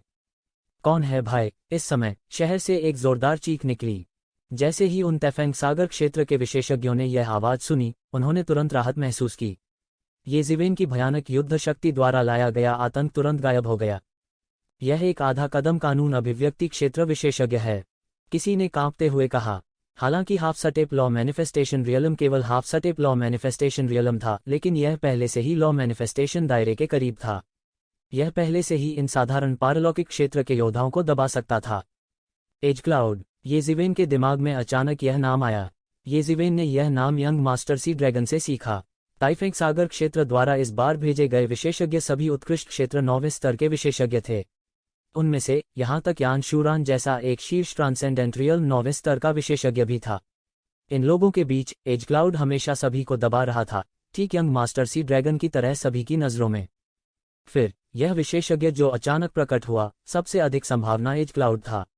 Half step law manifestation realm विशेषज्ञ प्रभारी के साथ, यह कोई आश्चर्य नहीं था कि ताइफेंग सागर क्षेत्र फेंगसुई सागर क्षेत्र को हरा सकता है और इस शहर पर कब्जा कर सकता है।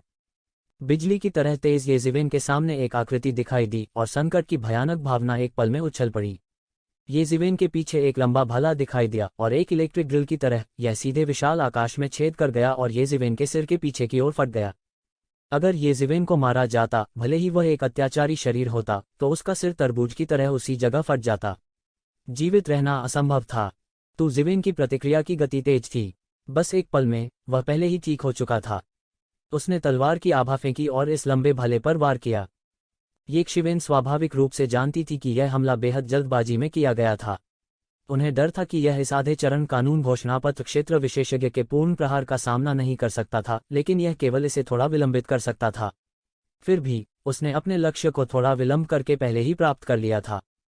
निश्चित रूप से तलवार की आभा लंबे भाले द्वारा लगभग एक पल में भेद दी गई थी। लंबा भाला केवल थोड़ा सा हिला और सीधे येज़िवेन की ओर फटा। हालांकि इतना कम समय येज़िवेन के लिए काफी था। बूम! लंबे भाले ने हवा को उड़ा दिया, विशाल आकाश को भेदते हुए, और सीधे एक सुनहरी चमक में विस्फोट हो गया। इसने येज़िवेन को भागने दिया। येज़िवेन के पास भाले की नोक से दूर होने के बाद सिलहुट को देखने का समय था। उसने देखा कि वह 20 वर्ष का युवक था। उसने एक शानदार पोशाक पहनी हुई थी, लेकिन उसका माथा पूरी तरह से तराजू से ढका हुआ था। यह दर्शाता है कि उसकी रक्त रेखा मानव जाति से अलग थी। हो, युवक ने बस आश्चर्य से चिल्लाया। वो थोड़ा जिज्ञासु और थोड़ा हैरान लग रहा था कि एक शिवेन उसके हमले से बच सकती है। शुरू में उसने सोचा कि एक भला समस्या को हल कर सकता है, लेकिन उसे उम्मीद नहीं थी कि एक शिवेन उसे चकमा देगा। इससे उसके मुंह का कोना थोड़ा और चंचल हो गया। क्या आप बियान युन हैं? ये जिवेन ने अपने सामने युवक को देखा और पूछा। हे, मैं बियान रंग हूँ। बियान युन मेरा बड़ा भाई है। युवक शरारत से मुस्कुराया। उसने येक शिवेन को ऐसे देखा जैसे वह किसी मरे हुए आदमी को देख रहा हो। उसके दिल में शायद ये जिवेन उसके लिए कोई खतरा पैदा नहीं कर सकता था। यही वजह थी कि वह इतना निश्चिंत था। ट्रांसेंडेंट रियल्म 7th लेवल के योद्धा के लिए उसके हमले से बचना पहले से ही सराहनीय था। तुम बियान युन नहीं हो। ये जिवेन की भौहें तनी थीं। यह युवक तैफेंग सागर क्षेत्र का शीर्ष योद्धा नहीं था। बियान युन सिर्फ उसका छोटा भाई बियान रंग था। केवल बियान रंग ही पहले से ही एक आधा चरण कानून अभिव्यक्ति क्षेत्र विशेषज्ञ था, और बियान युन को और भी अधिक प्रभावशाली होना चाहिए। तुम कौन हो? मेरे ताइफेंग शहर में तुम्हारी हिम्मत कैसे हुई? बियान रंग ने थोड़ी उत्सुकता से पूछा। एक पारलौकिक क्षेत्र 7वें स्तर का योद्धा उसके हमले से बच सकता था। हालांकि यह उसके लिए इसे गंभीरता से लेने के लिए पर्याप्त नहीं था। इसने पहले ही उसकी जिज्ञासा जगा दी थी। फलता फूलता बादल सागर क्षेत्र, ये जिवेन ने मधुर स्वर में कहा। तुम ये जिवेन हो, मैंने तुम्हारे बारे में सुना है। पेंग तियानगान और अन्य अच्छे से बुरे लोग आपसे हार गए। बियान रंग ने शांत और कामुक नज़र से बोलना जारी रखा। साइड में सनमियाओ बॉय और पैंग तियंगन के चेहरे अचानक असामान्य रूप से बदसूरत हो गए। उनके चेहरों पर गुस्सा झलक रहा था। बियान रंग के शब्दों ने उन्हें सीधे तौर पर बेकार में बदल दिया। वे, जो हमेशा अहंकारी रहे थे, इसे कैसे स्वीकार कर सकते थे? चाहे वे किसी काम के न हो या न हो, वे सबसे अच्छी तरह जानते थे। ऐसा नहीं था कि वे किसी काम के नहीं थे, लेकिन ये जिवेन बहुत भयानक थी। तुम जल्द ही उनके जैसे हो जाओगे। सफ़ेद दांतों की 2 पंक्तियों को प्रकट करते हुए ये जिवेन मुस्कुराए। उनकी अभिव्यक्ति थोड़ी तिरस्कारपूर्ण थी, मानो बियान रंग के अहंकार और दम का मजाक उड़ा रही हो। बियान रंग का चेहरा अचानक बदल गया और वह चिल्लाया, ढंग से। मूल रूप से मैंने केवल तुम्हें मारने की योजना बनाई थी। अब मैं चाहता हूं कि तुम बिना किसी दफन स्थान के मर जाओ। बियान रंग ने अभी कहा कि वे कचरे का एक गुच्छा थे। अब ये जिवेन ने कहा कि वह उनके जैसा ही होगा। क्या वह उसका उपहास नहीं कर रहा था? नहीं, वह बस उसे कचरे के टुकड़े के रूप में उपहास कर रहा था। हम्फ, बियान रंग ने ठंडी सांस ली और उसका फिगर बिजली की तरह उड़ गया। जोर से चिल्लाने के साथ उसके हाथ में लंबा भाला सीधे येक शिवेन के चेहरे पर जा लगा। यह हमला निर्मम था और उसका पीछे हटने का कोई इरादा नहीं था। रफ्तार इतनी तेज थी कि कई लोगों ने इसे एक पल में ही देख लिया। उन्होंने देखा कि बियान रंग पहले ही येक शिवेन के सामने दौड़ पड़ा था। लंबा भाला बिजली के ड्रिल की तरह पागलपन से घूमता है, अपने साथ एक अत्यंत तेज चिल्लाता है। यह बिजली की तरह तेजी से निकला। ऐसा लग रहा था कि ये जिवेन बिल्कुल भी प्रतिक्रिया करने में सक्षम नहीं थी। वह केवल असहाय होकर देख सकता था जब भाला उसकी ओर झपटा। नीचे के सभी लोग अचानक चिल्ला उठे, विशेष रूप से वे मानव विशेषज्ञ। वे और भी घबरा गए। उन्हें डर था कि एक शिवेन का वहीं पर सिर काट दिया जाएगा। चाहे कुछ भी हो, ये जिवेन भी उनकी मानव जाति का विशेषज्ञ था। बियान रंग की गति बहुत तेज है। वह बहुत मजबूत है, किसी ने कहा। हाँ, मैंने कभी नहीं सुना कि बियान रंग के पास वास्तव में इतनी मजबूत ताकत है। यह सब उसके भाई की वजह से है। अपने भाई बियान युन की वजह से वह भीड़ से अलग दिखने और half step laugh as early stage विशेषज्ञ बनने में सक्षम था। अब जबकि बियान युन बाहर है, वह इस जगह की रखवाली का प्रभारी है। क्या वह अत्याचारी की तरह काम नहीं कर रहा है? यह देखकर कि ये जिवेन लगभग अनुत्तरदायी थी, बियान रंग ने उपहास किया, खुद को बड़ा चढ़ाकर आंक रहे हो। तुम मौत को दावत दे रहे हो। उसका हाथ डूब गया और लंबा भला एक और भी भयंकर और अद्वितीय शक्ति के साथ सीधे ये जिवेन के चेहरे पर जा लगा, जो सीधे ये जिवेन के सिर में घुसना चाहता था। हालांकि बियान रंग अहंकारी था, लेकिन ताकत के मामले में वह अभी भी असली सौदा था। हालांकि उसने हाल ही में हाफ स्टेप लॉफ एज दायरे में कदम रखा था, वास्तव में वह काले रंग के हत्यारे से कहीं बेहतर था, जो half step laugh as early stage था, जिसका सामना ये जिवेन ने पहले किया था। जिसके बारे में बात करते हुए, हालांकि वे दोनों half step laugh as early stage के विशेषज्ञ थे, काले रंग का हत्यारा स्पष्ट रूप से बियान रंग की तुलना में बहुत कम प्रतिभाशाली था। वह हत्या करने में भी बेहतर था, इसलिए वह आमने सामने की लड़ाई में स्वाभाविक रूप से बियान रंग से बहुत हीन था। भाले का यह आक्रमण इतना शक्तिशाली था कि आकाश और पृथ्वी को भेद सकता था।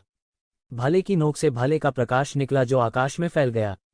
जहां जहां वह गुजरा, आकाश और पृथ्वी के बीच की हवा सिकुड़ने लगी। ये जिवेन की आंखों में अचानक एक तेज रोशनी कौंधी और वो हिलने लगा। अचानक उसके हाथ में एक लंबी और पतली तलवार दिखाई दी। यह पृथ्वी स्तर की गुणवत्ता वाली जादुई तलवार थी जिसे उसने उस दिन कई हत्यारों के हाथों से छीन लिया था। यह बहुत ही आश्चर्यजनक था। उसने एक कदम आगे बढ़ाया और एक पल में अपनी तलवार घुमा दी।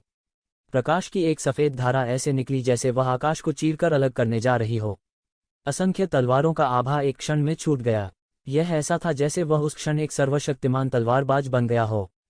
बूम! स्वॉर्ड क्यूई और स्पीयर क्यूई हवा में टकरा गए, सीधे भयानक हवा की लहरों के घेरे को नष्ट करते हुए सभी दिशाओं में फैल गए।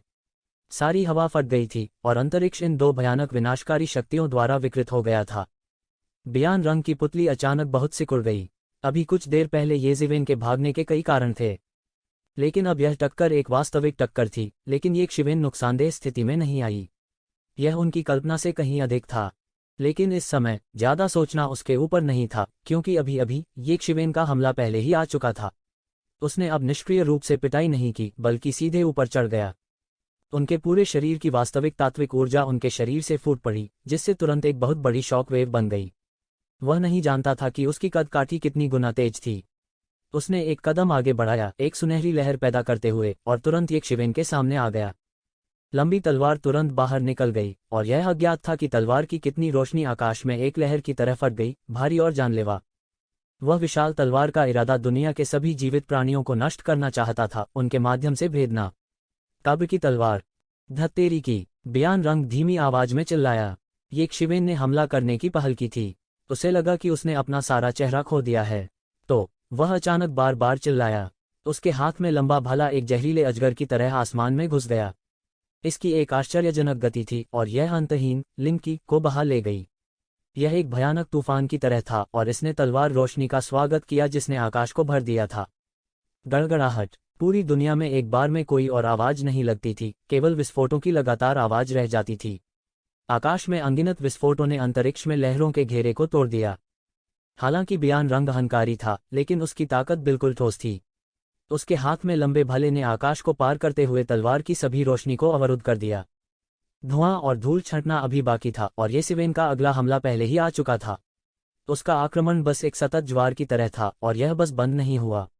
उसने सुनहरी ज्वार पर कदम रखा और उसकी आकृति मध्य हवा में लगातार झिलमिलाती रही। उसने सीधे विस्फोट के झटके को दूर कर दिया जो बह गया। एक पल में वह बियान रंग के सामने दौड़ा और लंबी तलवार एक जहरीले सांप की तरह थी जो सीधे बियान रंग की छाती की ओर चुभ रही थी। बियान रंग हैरान और गुस्से में था। उन्होंने तुरंत अपना लंबा भाला वापस ले लिया और अनगिनत आध्यात्मिक ऊर्जा अवशोषित हो गई। उनका शरीर बार बार पीछे हट रहा था, लेकिन उनके हाथ में लंबा भाला लगातार शक्ति जमा कर रहा था। उस समय लंबा भाला अचानक आकाश में घुस गया और अंत में तलवार पर वापस चला गया। बूम! भयानक विस्फोटों की एक और लहर पूरे इलाके में फैल गई। Boom boom boom! दोनों पक्षों ने एक पल में सैकड़ों चालों का आदान प्रदान किया। लड़ाई पृथ्वी को चकनाचूर कर देने वाली थी। दोनों पक्षों ने आसमान की गहराई तक लड़ाई लड़ी थी। हालांकि वे सैकड़ों मील की दूरी पर थे, लेकिन उपस्थित सभी लोग एक उत्कृष्ट पारलौकिक क्षेत्र विशेषज्ञ थे। उनकी दृष्टि से भले ही वे सैकड़ों मील दूर हों, फिर भी वे इसे स्पष्ट रूप से देख सकते थे। दोनों पक्षों में मारपीट देख वे भी सहम गए। चाहे वह तैफेंग सागर क्षेत्र हो या फूले हुए बादल सागर क्षेत्र के मानव विशेषज्ञ, वे सभी हैरान थे। मूल रूप से तैफेंग सागर क्षेत्र के उन लोगों ने ये जिवेन को अपनी आंखों में बिल्कुल नहीं डाला। वे केवल उसे थोड़े अधिक शक्तिशाली उत्कृष्ट क्षेत्र 7वें स्तर के योद्धा के रूप में मानते थे। भले ही बदसूरत युवक को आसानी से ये शिवेन ने मार डाला, उन्होंने वास्तव में उसे अपनी आंखों में नहीं डाला। लेकिन जब वे वास्तव में बियान रंग से लड़े तो उन्होंने पाया कि वे अभी भी एक शिवेन को कम मानते हैं। यह ताकत बस स्वर्ग को चुनौती देने वाली थी। उत्कर्ष क्षेत्र 7वां स्तर प्रवाह के खिलाफ जा सकता है और कानून अभिव्यक्ति क्षेत्र प्रारंभिक विशेषज्ञ को जीत सकता है। हालांकि बियान रंग ने बहुत लंबे समय तक हाफ स्टेप लॉ मैनिफेस्टेशन दायरे में प्रवेश नहीं किया था और अभी भी समेकन के चरण में था। यह जिवेन की भयानक ताकत को देखने के लिए पर्याप्त था। उन मानव विशेषज्ञों को भी डर था कि ये शिवेन गलती से उन्हें मार डालेगी। ये जिवेन की ताकत ने उन्हें एक मौका दिया था। ये जिवेन के नेतृत्व के साथ, जब तक वे सावधान थे, भले ही उन्हें शहर छोड़ना पड़े, वे जीवित रहने में सक्षम होंगे। वे अपना शहर बनाने में भी सक्षम हो सकते हैं। मूल रूप से फेंगशुई सागर क्षेत्र में केवल एक आधा कदम कानून प्रकटीकरण क्षेत्र प्रारंभिक विशेषज्ञ था और वह पूरे फेंगशुई शहर को नियंत्रित कर सकता था। यह कल्पनीय था कि इस क्षेत्र में अर्धचरण कानून घोषणा विशेषज्ञ हवा और बारिश को बुला सकता था। वे जो चाहते थे हो सकता था। हालांकि ये ज़िवेन अपनी भयानक युद्ध शक्ति के साथ आधे अधूरे कानून घोषणापत्र विशेषज्ञ नहीं थे, लेकिन किसी ने भी उन्हें नीचा दिखाने की हिम्मत नहीं की। इस समय क्षेत्र इतना महत्वपूर्ण नहीं था। फलता फूलता क्लाउड सी रीजन का बच्चा अब अच्छा दिख सकता है, लेकिन वह बियान रंग का विरोधी कैसे हो सकता है? बस संघर्षण की लड़ाई उसे मार सकती है। सुंदर समुद्री कबीले के युवक ने आकाश में येक्षिवेन की आकृति को देखा और शातिराना ढंग से कहा। आसपास के अधिकांश लोगों ने सहमति में सिर हिलाया। यहां तक कि कई तटस्थ समुद्री क्षेत्र के विशेषज्ञों ने भी ऐसा ही सोचा था। यहां तक कि फलते फूलते बादल सागर क्षेत्र के मानव विशेषज्ञ भी, हालांकि उन्होंने इसे सतह पर नहीं कहा, लेकिन उन्होंने निजी तौर पर ऐसा सोचा। आखिरकार, भले ही ये ज़िवेन के पास आधे अधूरे कानून के प्रकटीकरण विशेषज्ञ की युद्ध शक्ति थी, लेकिन वह केवल एक ट्रांसेंडेंट रियलम 7th लेवल का बच्चा था। स्वाभाविक रूप से उसके शरीर की ची की तुलना बियान रंग से नहीं की जा सकती थी। यह पारलौकिक क्षेत्र 7वें स्तर के QE पर आधारित था, जिसका उपयोग एक अर्धचरण कानून अभिव्यक्ति विशेषज्ञ के खिलाफ लड़ने के लिए किया जा रहा था। भले ही वह एक सुपरमैन था, हमेशा के लिए इस तरह कायम रहना असंभव था। हालांकि वे येक्षिवेन के बारे में नहीं जानते थे।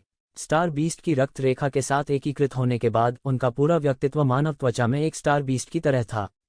उसे मौत के घाट उतारने के लिए लड़ाई पर भरोसा करना असंभव था। हालांकि कोई भी यह बिल्कुल नहीं जानता था, क्योंकि कोई भी उसे इस तरह के लिए मजबूर नहीं कर सकता था। बियान रंग ने पाया कि वह चाहे कितनी भी ताकत लगा ले, विपरीत दिशा में ये ज़िवेन एक अथाह गड्ढे की तरह था। थकावट का कोई निशान नहीं था।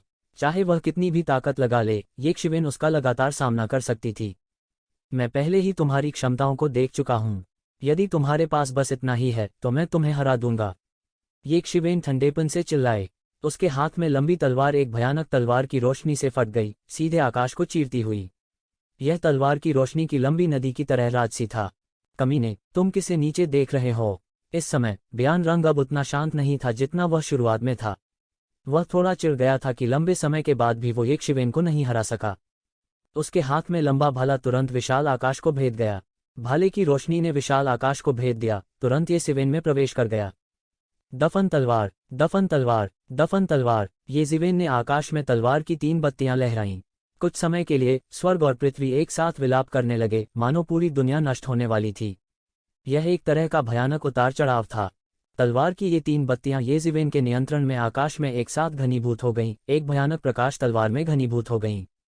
स्वर्ग, पृथ्वी और मनुष्य, यह लगभग दुनिया की हर चीज का प्रतिनिधित्व करता था, और यह तलवार दफन होने वाली थी। यह कल्पना की जा सकती थी कि यह तलवार कितनी भयानक थी। ये ज़िवेन के हाथों में दफन तलवार तकनीक का यह सेट पहले से ही उस बिंदु पर पहुंच गया था जहां इसे इच्छानुसार इस्तेमाल किया जा सकता था। 3 तलवारों के संयोजन ने दुनिया को झकझोर दिया, मानो वह पूरी दुनिया में घुस सकती है। दुनिया ने रंग बदला। अभी अभी साफ आसमान अचानक काले बादलों से ढक गया था। यह भी स्वर्ग की पुकार थी, जो ये ज़िवेन की तलवार के इरादे से निर्मित विनाश के दायरे में डूबा हुआ था। तलवार के गिरने से पहले बियान रंग ने महसूस किया कि उस पर एक आश्चर्यजनक दबाव पड़ रहा है। कितनी शक्तिशाली शक्ति है! उसकी तलवारबाजी की साधना इतनी शक्तिशाली कैसे हो सकती है? हे भगवान, क्या मैं गलत हूँ? मुझे बस ऐसा लगता है कि दुनिया इस तलवार के नीचे रो रही है। क्या ये ज़िवेन एक कृपाण उपयोगकर्ता नहीं है? मैंने उसे कभी तलवार का इस्तेमाल करते नहीं देखा। वह तलवार से इतना शक्तिशाली कैसे हो सकता है?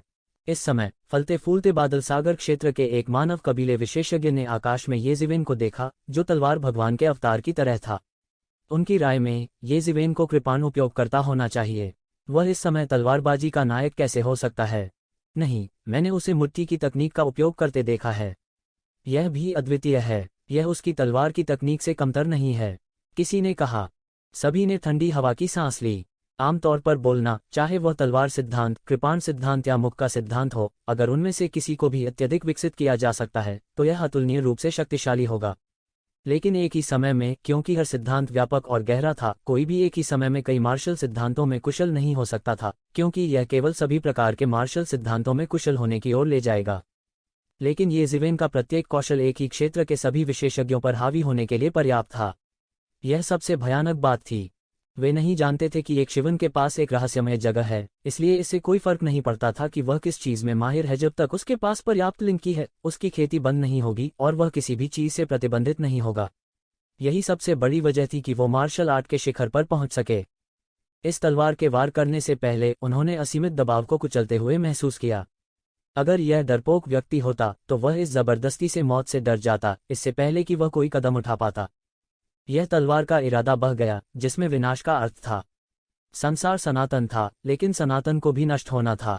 मनुष्य न केवल मानव जाति का प्रतिनिधित्व करते थे बल्कि संसार के सभी प्राणियों का भी प्रतिनिधित्व करते थे। इस तलवार के हमले से स्वर्ग, पृथ्वी और सभी जीवित प्राणियों का नाश हो जाएगा। कोई भी कल्पना कर सकता है कि इस तलवार के हमले का तलवार का इरादा कितना दुखद था। येज़िवेन को इस कदम के बारे में पता था लेकिन उसने पहले कभी इसका इस्तेमाल नहीं किया था और वह था living with the heavens and earth. प्रत्येक तलवार अतुलनीय रूप से तेज थी और शोक और आक्रोश से भरी थी।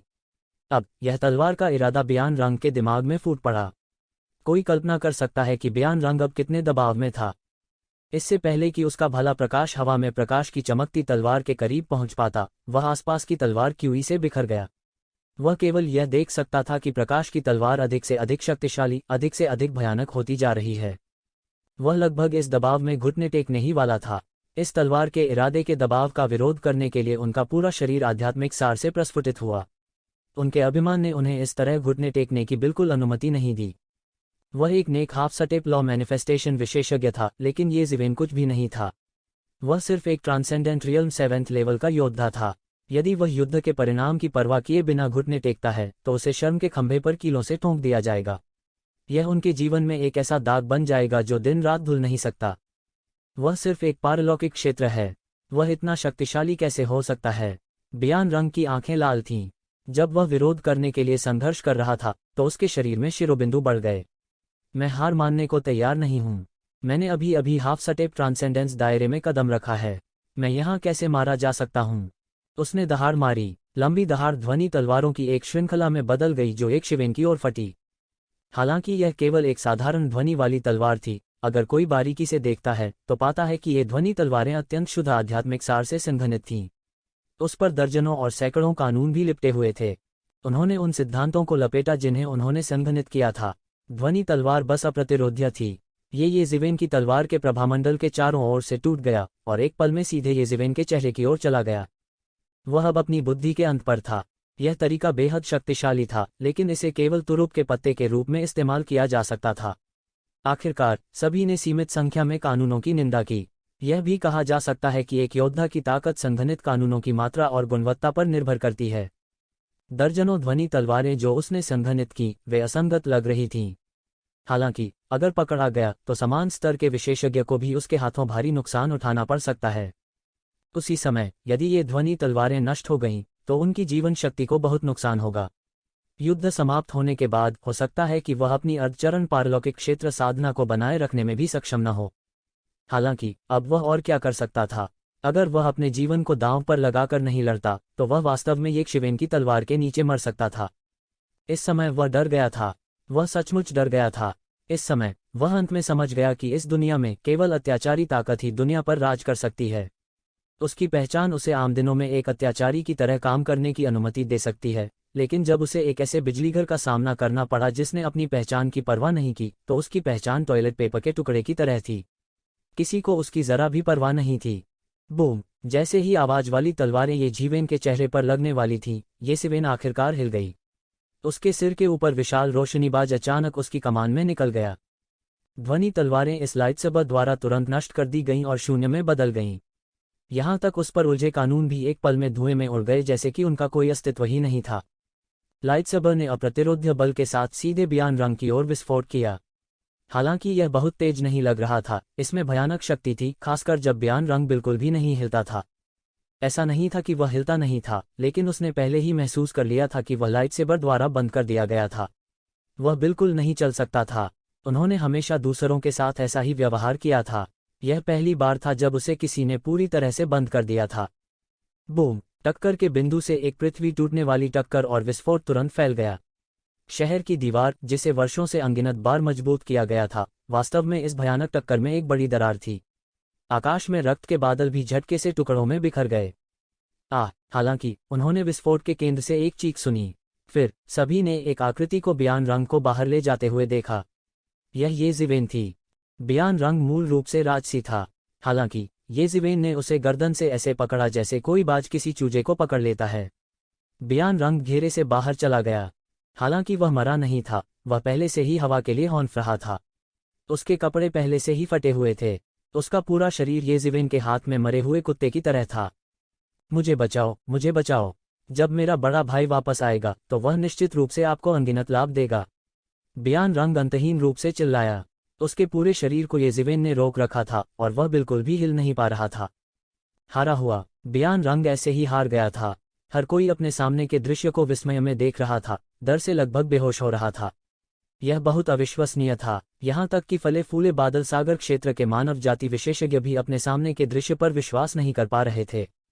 असंभव, वह केवल पारलौकिक क्षेत्र 7वें स्तर का है। ये पहले से ही अविश्वसनीय है कि वह ट्रांसेंडेंट रियल 9th लेवल को हरा सकता है।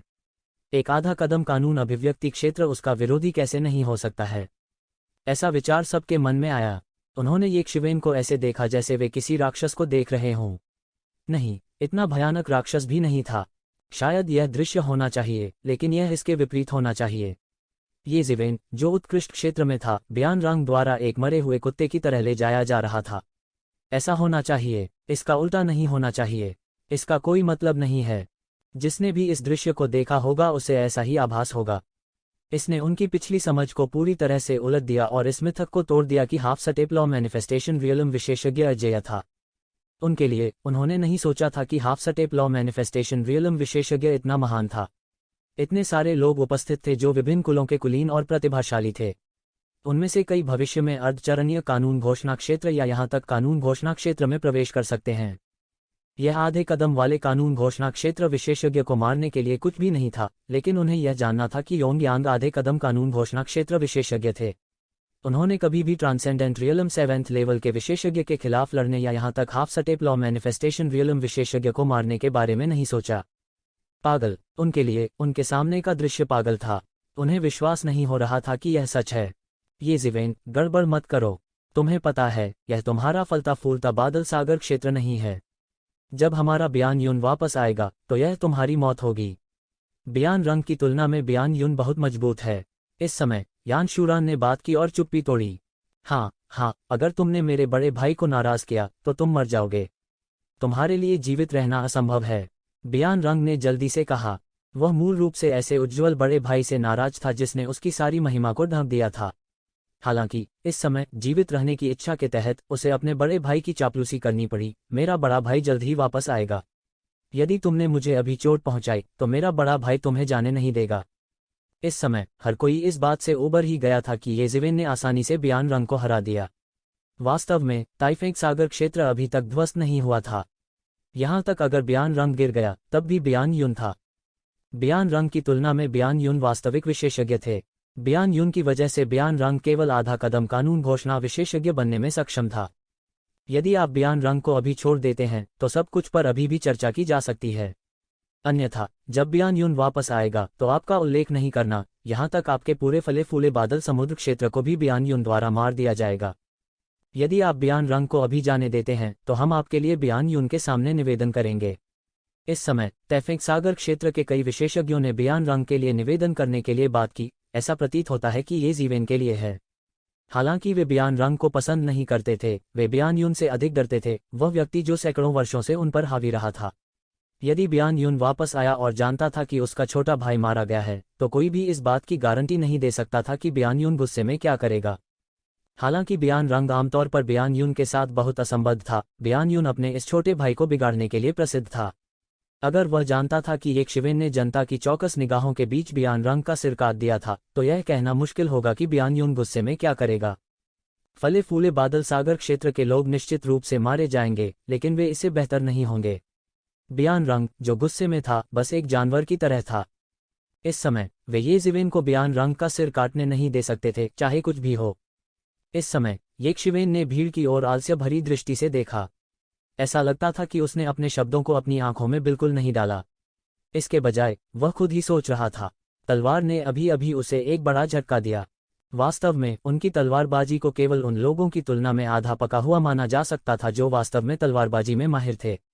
दूसरे शब्दों में उसका मुख्य ध्यान तलवारबाजी पर नहीं था। हालांकि वह हमेशा हर प्रयास में सफल रहे थे। ट्रू मार्शल डोमेन में प्राप्त तलवार के इरादे के अलावा दफन तलवार के रहस्य में अनंत शक्ति थी। किसी भी तरह का विरोधी बिखर जाएगा। इसलिए उसने अपनी अधिक ताकत नहीं दिखाई थी। लेकिन जब उन्होंने दफन तलवार, जमीन में दफन तलवार और दफन स्वर्ग तलवार को एक में लॉन्च किया, तो उन्होंने पाया कि दफन तलवार रणनीति बहुत कम शक्तिशाली थी। दूसरे शब्दों में, जैसे जैसे उसने जिन दुश्मनों का सामना किया वे मजबूत और मजबूत होते गए, दफन तलवार की रणनीति कम और कम शक्तिशाली होती गई। यह इसलिए भी था क्योंकि बयान रंग एक आधा चरण कानून अभिव्यक्ति क्षेत्र का मास्टर था और येज़िवेन केवल उत्कृष्ट क्षेत्र में था। लेकिन इससे पहले येज़िवेन ने भविष्य में कोई परेशानी छोड़े बिना उसे तलवार से उड़ाने की योजना बनाई। अब उसने बयान रंग को केवल गंभीर रूप से घायल किया और उसे मारने में असफल रहा। इससे येज़िवेन की सतर्कता जाग गई थी। शायद यह दफन तलवार रणनीति को अपग्रेड करने और दफन तलवार रणनीति को एक ऐसे स्तर तक लाने का समय था जो कि येज़िवेन के वर्तमान युद्ध के माहौल के अनुकूल हो सके। वह महसूस कर सकता था कि दफन तलवार के रहस्य में इस तरह की क्षमता थी। सामान्यतया एक मार्शल आर्ट की अवधारणा जितनी बड़ी थी, सुधार की गुंजाइश उतनी ही अधिक थी।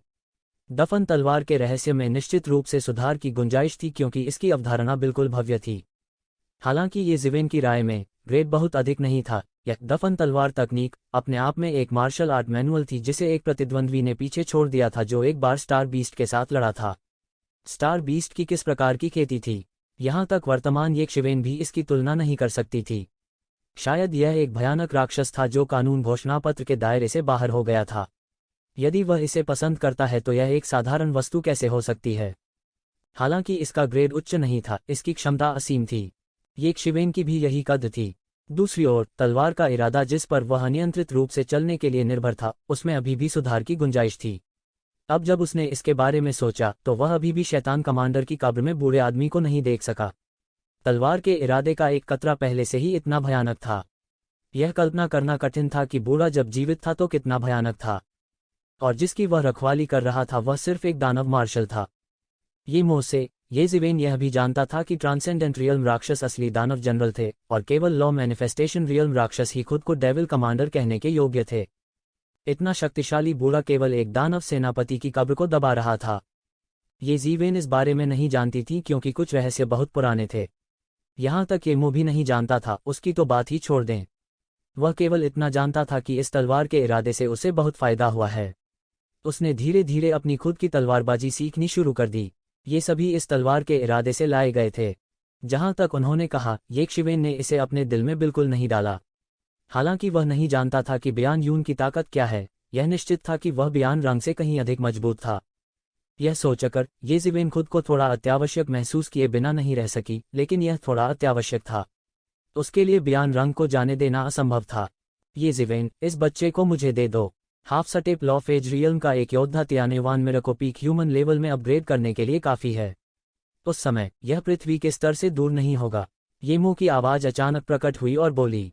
इस अवधि के दौरान येमो मानव स्तर के शिखर को पार करने की तैयारी कर रहा था, इसलिए वह शायद ही कभी दिखाई दिया।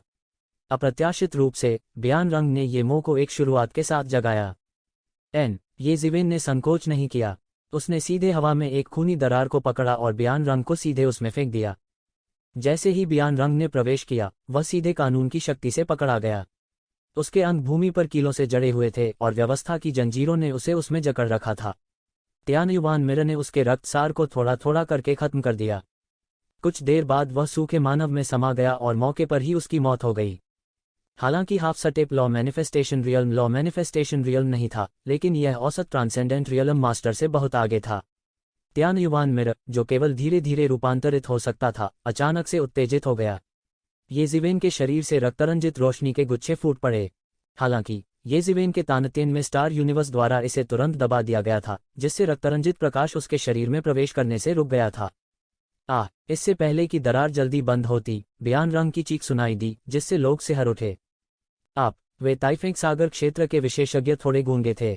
उन्हें उम्मीद नहीं थी कि इतना कुछ कहने के बाद भी येज़िवेन शांत है। कितना साहसी! ऐसा नहीं लगता कि वह बयान यून से बिल्कुल भी डरते हैं। इस संबंध में फले फूले बादल सागर क्षेत्र के मानव कबीले विशेषज्ञ शांत थे। कारण सरल था, उनके सामने मास्टर ने आने से पहले लुप्त छाया जहरीले मगरमच्छ कबीले और जहरीले फ्लेमिंग ड्रैगन कबीले का वध कर दिया था, जिससे दोनों गुटों को भारी नुकसान उठाना पड़ा।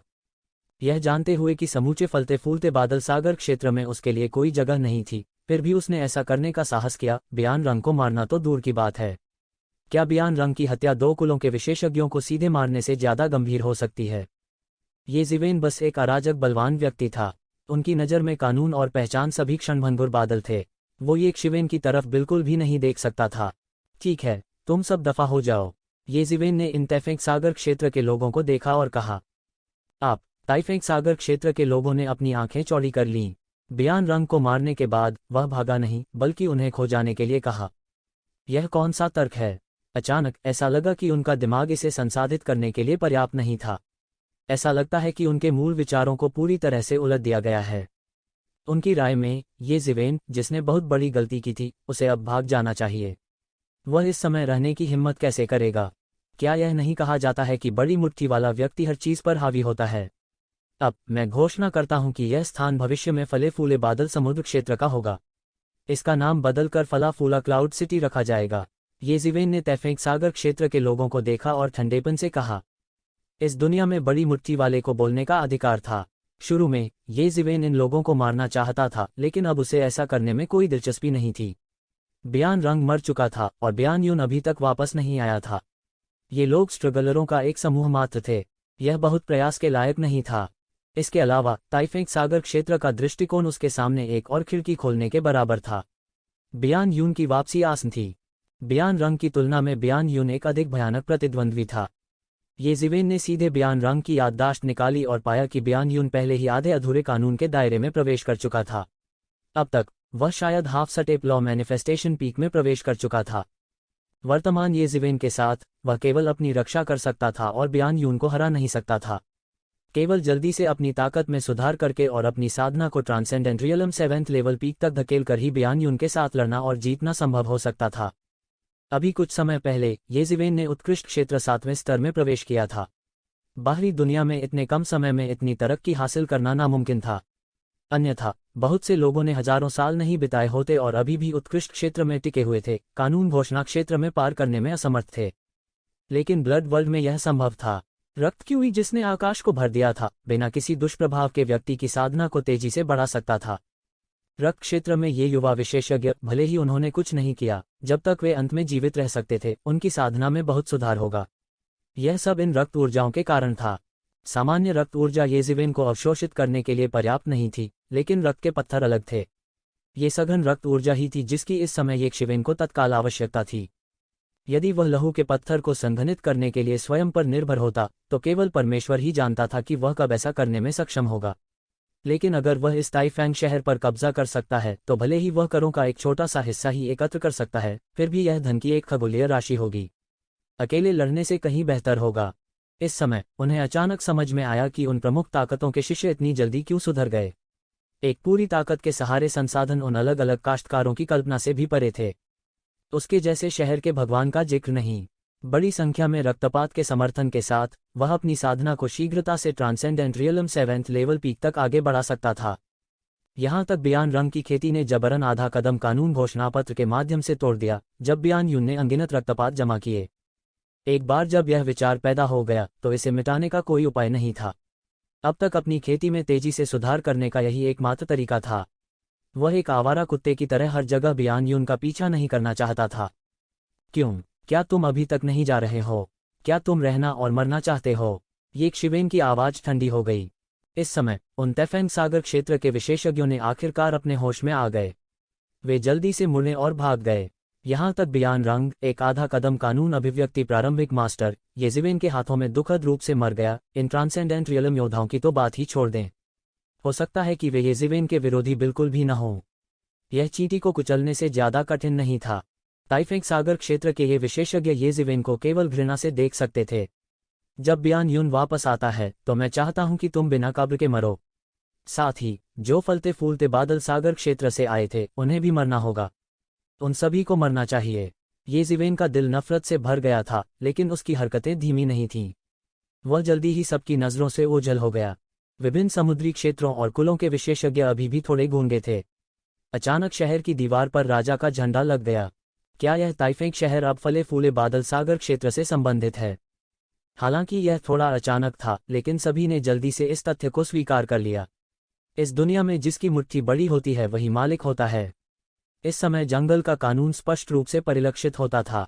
उनके लिए, हालांकि उन्हें संदेह था कि बयान यून के लौटने के बाद येज़िवेन का सिर कलम कर दिया जाएगा, उन्होंने अपने दिल में केवल गुप्त रूप से आलोचना की। हालांकि उनकी संख्या येज़िवेन की तुलना में कई गुना अधिक थी, वास्तव में येज़िवेन के सामने, जिसके पास हाफ स्टेप लॉ मैनिफेस्टेशन दायरे की युद्ध शक्ति थी, संख्या थोड़ी बहुत हास्यास्पद लग रही थी। केवल उसी दायरे के लोग उससे लड़ सकते थे।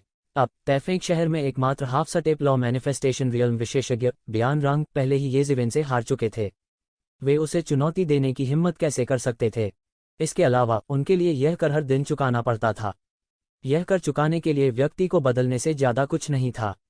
सार में कोई अंतर नहीं था। यह केवल तैफेंग सागर क्षेत्र के लोग थे जिन्हें निष्कासित किया गया था। इससे उनका कोई लेना देना नहीं था। इसलिए यह सब कुछ बहुत अचानक हुआ लग रहा था, लेकिन उनके लिए यह एक बहुत ही तार्किक बात थी। फले फूले बादल सागर क्षेत्र के मानव विशेषज्ञ बहुत खुश थे। उन्हें उम्मीद नहीं थी कि वे, जो शहर में प्रवेश करने पर भुगतान करने वाले करों के बारे में पेंग तियांगन के साथ झगड़ रहे थे, अचानक ताइफेंग शहर के मालिक बन जाएंगे। बेशक वे सभी समझ गए थे कि फले फूले बादल सागर क्षेत्र का केवल एक ही सच्चा स्वामी होगा, और वह थे येज़िवेन। हालांकि वे बहुत सारे लाभ भी साझा कर सकते हैं। ब्लडस्टोन का उल्लेख नहीं है कि उन्हें हर दिन भुगतान नहीं करना पड़ता था, लंबे समय तक जमा करने के बाद यह एक बड़ी संपत्ति होगी। हालांकि वहां कुछ ही लोग थे, येज़िवेन के नेतृत्व में फले फूले बादल सागर क्षेत्र के लोग अभी भी बड़ी धूमधाम से शहर में प्रवेश कर रहे थे। शहर के विभिन्न समुद्री क्षेत्रों के विशेषज्ञों ने थोड़ी उत्सुकता के साथ येज़िवेन को देखा, जिसने बाघ की मूंछों को रगड़ने की हिम्मत की। क्या वह नहीं जानता कि बयान यून अभी तक वापस नहीं आया है? जब एज क्लाउड वापस आया तो फले फूले क्लाउड सी रीजन को तबाही का सामना करना पड़ सकता है। सबकी निगाहों में फले फूले बादल सागर क्षेत्र के कुछ विशेषज्ञों ने भी गर्व से अपना सिर ऊंचा कर लिया। फूला हुआ बादल सागर क्षेत्र कई समुद्री क्षेत्रों के बीच एक अपेक्षाकृत कमजोर अस्तित्व था। हालांकि इस तैफेंग शहर को विकसित बादल सागर क्षेत्र और कई समुद्री क्षेत्रों द्वारा एक साथ बनाए जाने का दावा किया गया था, वास्तव में मास्टर केवल बीकन सागर क्षेत्र था। उनका रुतबा कभी ऊंचा नहीं था। उन्हें कभी इतना ध्यान कब आया था? हालांकि वे एज क्लाउड के लौटने के बाद बदला लेने के बारे में थोड़ा चिंतित थे, यह भविष्य के लिए भी एक मामला था। कम से कम अभी के लिए उनके पास असीमित महिमा थी, है ना? बयान रंग की यादों का निरीक्षण करने के बाद येज़िवेन को तुरंत पता चल गया कि उन्होंने खून के पत्थरों को कहाँ रखा था। इतने दिन बीत चुके थे। फैंग सुई सागर क्षेत्र को पराजित करने के बाद ताइफेंग सागर क्षेत्र ने मूल फैंग सुई शहर पर कब्जा कर लिया था। उन्होंने बड़ी संख्या में खून के पत्थरों को इकट्ठा किया था और उन्हें शहर के एक गोदाम में जमा कर दिया था। ये ब्लडस्टोन नाम के पूरे ताइफेंग सागर क्षेत्र के थे। हालांकि बयान यून उस समय के लिए रक्तपात के वितरण के प्रभारी थे, इसलिए वह उन्हें अपने साथ नहीं ले गया था। और अब यह विशाल संपत्ति पूरी तरह से येज़िवेन के हाथों में आ गई थी। बयान रंग की स्मृति से येज़िवेन को पता था कि यह भाग्य 10 लाख रक्त पत्थरों से कम नहीं था। और ऐसा इसलिए था क्योंकि सभी ने कुछ दिन पहले ही रक्त की दुनिया में प्रवेश किया था। नहीं तो बहुत समय जमा करने के बाद यह बहुत बड़ा भाग्य होगा। हालांकि यह नामात्र रूप से ताइफेंग सागर क्षेत्र की संपूर्ण संपत्ति थी, वास्तव में यह अभी भी एज क्लाउड की निजी संपत्ति थी। यहां तक ताइफेंग सागर क्षेत्र में भी किसने आपत्ति जताने की हिम्मत की? उनमें से कोई भी एज क्लाउड का विरोधी नहीं था। हालांकि अब हिस्सा बहुत छोटा था, अगर वे एज क्लाउड के साथ बाहर हो जाते तो कोई लाभ नहीं होता। एज क्लाउड ने बयान रंग को half step law manifestation realm initial master के लिए जबरन बढ़ावा देने के लिए 5 लाख ब्लडस्टोन का इस्तेमाल किया। इसके अलावा एज क्लाउड ने भी बहुत सारे ब्लडस्टोन का इस्तेमाल किया। अन्यथा येज़िवेन के लिए बची हुई दौलत और अधिक होगी। लेकिन फिर भी 10 लाख खून के पत्थर येज़िवेन को खुश करने के लिए काफ़ी थे। यदि वह अपने वर्तमान दायरे में तेजी से प्रगति करना चाहता है तो उसे बड़ी संख्या में रक्तपात को अवशोषित करना होगा। अब जबकि उसके हाथों में रक्त के पत्थरों का यह जत्था था, इसने उसकी तत्काल आवश्यकता को पूरी तरह से हल कर दिया। पहाड़ की तरह ढेर हुए खून के पत्थरों को उसने एक पल में पूरी तरह से समेट लिया था। उसने एक गहरी सांस ली। किनारे का बादल, चलो भी, आंधी को और प्रचंड आने दो। इन रक्त पत्थरों के साथ उसने तुरंत अधिक आत्मविश्वास महसूस किया। जल्द ही येज़िवेन द्वारा बयान रंग को मारने, पूरे ताइफेंग शहर पर कब्जा करने और उसका नाम बदलकर फलते फूलते बादल शहर में बदलने की खबर फैल गई। जो लोग मूल रूप से फूले हुए बादल सागर क्षेत्र में बिखरे हुए थे, वे भी एक के बाद एक वापस लौट आए। कुछ देर के लिए पूरा फलता फूलता बादलों का शहर अचानक जीवंत हो उठा। पेई जिंगचेन, सी ड्रैगन यंग मास्टर और अन्य लोगों के साथ येज़िवेन को अंततः व्यक्तिगत रूप से इस शहर का प्रबंधन नहीं करना पड़ा। ये लोग युवा संप्रदाय गुरु होने के आदी थे। वे प्रबंधन से भली भांति परिचित थे। सब कुछ व्यवस्थित तरीके से संचालित था। येज़िवेन को इसके बारे में बिल्कुल भी चिंता करने की जरूरत नहीं थी। फलते फूलते क्लाउड सिटी के सही रास्ते पर आने के बाद येज़िवेन ने तुरंत मौजूदा उच्च स्तरीय अधिकारियों को फ्लोरिन क्लाउड सिटी में इकट्ठा किया। वे मूल रूप से येज़िवेन के परिचित थे। गायब छाया जहरीला मगरमच्छ कबीले और जहरीला फ्लेमिंग ड्रैगन कबीले विशेषज्ञों को छोड़कर मूल 6 अधिपति बल जो उसके द्वारा पहले मारे गए थे, अन्य अधिपति और कुछ अन्य विशेषज्ञ यहाँ एकत्र हुए थे। सी ड्रैगन यंग मास्टर, पेई जिंगचेन, राजकुमारी, जिंग वुहुई, बाई हनमो, याओ कियान और अन्य सहित। मूल रूप से जियान वुशुंग भी थे, लेकिन जियान वुशुंग ने टीम को जल्दी छोड़ दिया और परीक्षण के लिए रक्त क्षेत्र की गहराई में चले गए। वह व्यक्ति था जिसने वास्तव में इस रक्त क्षेत्र परीक्षण को अनुभव प्राप्त करने का एक दुर्लभ अवसर माना था। एक अकेले भेड़िए की तरह उसे अकेले यात्रा पर निकलना तय था। उसके अलावा येज़िवेन ने मूल रूप से बाकी सभी को एक साथ इकट्ठा कर लिया था। हर कोई अभी भी थोड़ा उत्साहित था क्योंकि एक प्रबंधक के रूप में उन्होंने इससे पहले कभी भी इस फलते फूलते क्लाउड सिटी को प्रबंधित करने के बारे में नहीं सोचा था। हालांकि यह कुछ ही दिनों की बात थी, फिर भी उन्हें बहुत लाभ हुआ। 1 मिलियन ब्लडस्टोन के अलावा येज़िवेन ने मूल रूप से अन्य नए एकत्रित ब्लडस्टोन को फलते फूलते बादल सागर क्षेत्र में सभी को वितरित किया। वह अच्छी तरह जानता था कि अब वह जिस चीज पर भरोसा कर सकता है वह है फले फूले बादल सागर क्षेत्र के ये युवा विशेषज्ञ। अन्य समुद्री क्षेत्रों के विशेषज्ञ उसके प्रति शत्रुतापूर्ण नहीं थे, लेकिन वे मूल रूप से उसे खुद को मूर्ख बनाते हुए देखने का इंतजार कर रहे थे। वे देखना चाहते थे कि उनके लौटने के बाद एज क्लाउड उनके साथ कैसा व्यवहार करेगा। हालांकि येज़िवेन ने बियान रंग का सिर काट दिया और उसकी प्रतिष्ठा स्थापित कर दी, फिर भी बियान रंग की संचित प्रतिष्ठा की तुलना में एक बड़ा अंतर था। हर कोई अंत में घर बसाएगा या नहीं, यह तय करने से पहले इन दोनों के बीच फाइनल क्लैश देखने का इंतजार कर रहा था। दूसरे शब्दों में, इन लोगों ने भले ही अब येज़िवेन के शासन के सामने आत्मसमर्पण कर दिया हो, लेकिन वे वास्तव में सिर्फ बाड़ लगाने वाले थे। एक बार एज क्लाउड ने येज़िवेन को दबाने की ताकत दिखा दी तो वे किसी भी समय एज क्लाउड के अधीनस्थों की ओर जा सकते हैं और येज़िवेन के दुश्मन बन सकते हैं। दूसरे शब्दों में, ऐसे बहुत से लोग नहीं थे जिन पर येज़िवेन अब भरोसा कर सके। फले फूले बादल सागर क्षेत्र से केवल एक ही व्यक्ति बचा था। हालांकि वे निष्क्रिय रूप से येज़िवेन के रथ से बंधे थे, इस समय वे कुछ नहीं कर सकते थे। भले ही इस समय येज़िवेन चले गए, उन्हें एज क्लाउड के राक्षसी क्रोध का सामना करना पड़ेगा। इस समय वे केवल एक ही चीज कर सकते थे कि वे येज़िवेन का अपनी पूरी ताकत से समर्थन करें ताकि येज़िवेन एज क्लाउड को हरा सकें। कम से कम वे एज क्लाउड के हमले का सामना कर सकते थे। येज़िवेन की तरह उनके पास कोई दूसरा रास्ता नहीं था। या तो येज़िवेन की जीत होगी या उनका पूरी तरह से सफाया हो जाएगा। इस क्षेत्र में रहने के लिए कोई जगह नहीं थी।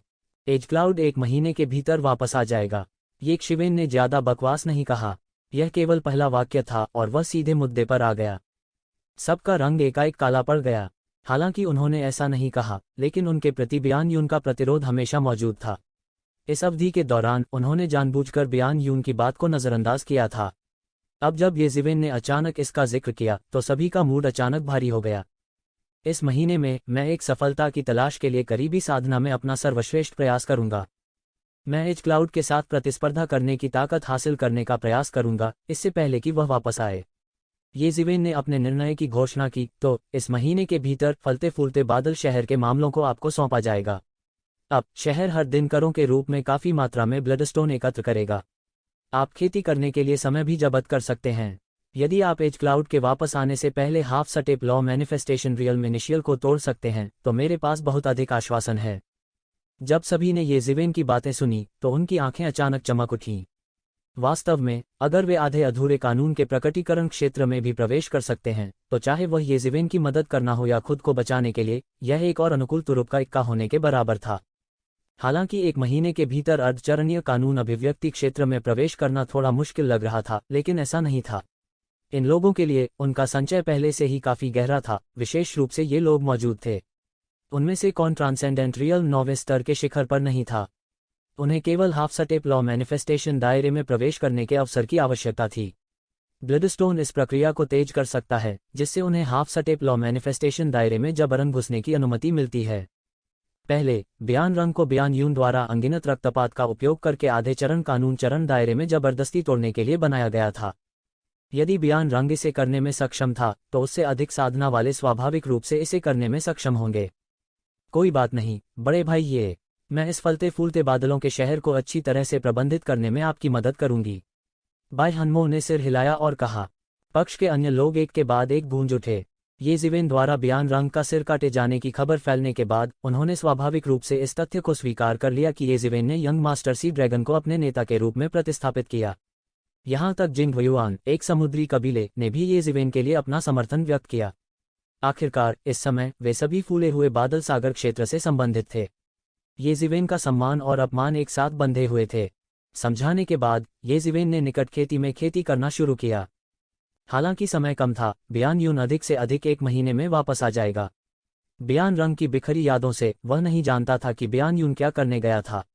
हालांकि पर्याप्त रक्त पत्थरों के साथ उसके लिए सब कुछ बाहर जाने के लिए पर्याप्त था। सबसे खराब स्थिति में उन्हें विश्वास था कि उनकी मौजूदा ताकत के साथ उनके लिए पीछे हटना कोई समस्या नहीं होगी। एज क्लाउड उसके लिए घातक खतरा पैदा करने के लिए पर्याप्त नहीं था। त्यानयुवान मिरर में लाखों ब्लडस्टोन जमा हो गए थे। न केवल ये जिवेन ब्लडस्टोन में रक्त क्यूई को अवशोषित कर रहा था, बल्कि त्यानयुवान मिरर भी इन ब्लडस्टोन में रक्त क्यूई को अवशोषित कर रहा था। ये जिवेन को अभी भी नहीं पता था कि ये रक्त क्यूई कैसे बनते हैं। यहाँ तक कि विश्व की आध्यात्मिक ऊर्जा को भी शरीर में परिचालित करने और फिर उसकी ची में रूपांतरित होने की आवश्यकता थी। हालांकि इन रक्त क्यूई को सीधे अवशोषित किया जा सकता है। गुप्त कमरे में ये जिवेन ने सीधे अपना मुंह खोला। खून की एक धारा क्यूई एक लंबी नदी में बदल गई और उसके शरीर में बहने लगी। अचानक उसे लगा कि उसकी साधना धीरे धीरे परिष्कृत हो रही है। इस एहसास ने उसे ऐसा महसूस कराया कि वह चाहकर भी रुक नहीं सकता। इस गति के अनुसार वह 1 महीने के भीतर transcendent realm 7th level peak में प्रवेश करने में सक्षम हो सकता है। उस समय उसे एज क्लाउड से डरने की जरूरत नहीं होगी। कोई आश्चर्य नहीं कि इतने सारे लोग अपने दांत पीसेंगे और लोगों को रक्त परीक्षण में भाग लेने के लिए भेजेंगे, भले ही वे जानते थे कि रक्त परीक्षण खूनी और क्रूर था और हताहतों की दर बिल्कुल अकल्पनीय थी। शायद यही कारण था, क्योंकि यदि वे रक्त परीक्षण में भाग नहीं लेते तो संभव था कि उनके गुट में युवा पीढ़ी के विशेषज्ञ पूरी तरह से दूसरों से पीछे हो जाते। ऐसा इसलिए था क्योंकि विभिन्न गुटों के इन युवा विशेषज्ञों के विरोधी उनके अपने गुटों के अन्य युवा विशेषज्ञ नहीं थे, बल्कि एक ही समुद्री क्षेत्र के विभिन्न गुटों के विशेषज्ञ थे और यहाँ तक कि अन्य समुद्री क्षेत्रों के युवा विशेषज्ञ भी थे। केवल इन लड़ाइयों में खड़े रहकर ही वे यह सुनिश्चित कर सकते थे कि उनके गुट हमेशा के लिए समृद्ध होते रहेंगे। रक्त संसार में रक्त ऊर्जा बाहरी दुनिया में प्राप्त नहीं की जा सकती। ये जिवेन ने अचानक ब्लड वर्ल्ड में और अधिक ब्लड स्टोन प्राप्त करने के बारे में सोचा। केवल बाहरी दुनिया में ही वह अपनी खेती को तेजी से बढ़ावा देने में सक्षम होगा। यद्यपि ये रक्त पत्थर सीधे किसी की खेती को बढ़ावा दे सकते थे, प्रभाव वास्तव में सीमित था। हर खून का पत्थर किसी की खेती और प्रगति को बढ़ावा दे सकता है। वास्तव में इसे महसूस करना कठिन होगा यदि कोई इसे ध्यान से न समझे। बड़ी संख्या में रक्त के पत्थरों पर भरोसा करके ही इसे हासिल करना संभव होगा। हालांकि ये विचार केवल उसके दिमाग में कौंधते थे और अस्थायी रूप से उसके द्वारा दबा दिए जाते थे। उसे भविष्य में इन बातों पर ध्यान देने की आवश्यकता थी। अब प्राथमिकता अपनी ताकत में सुधार करना था।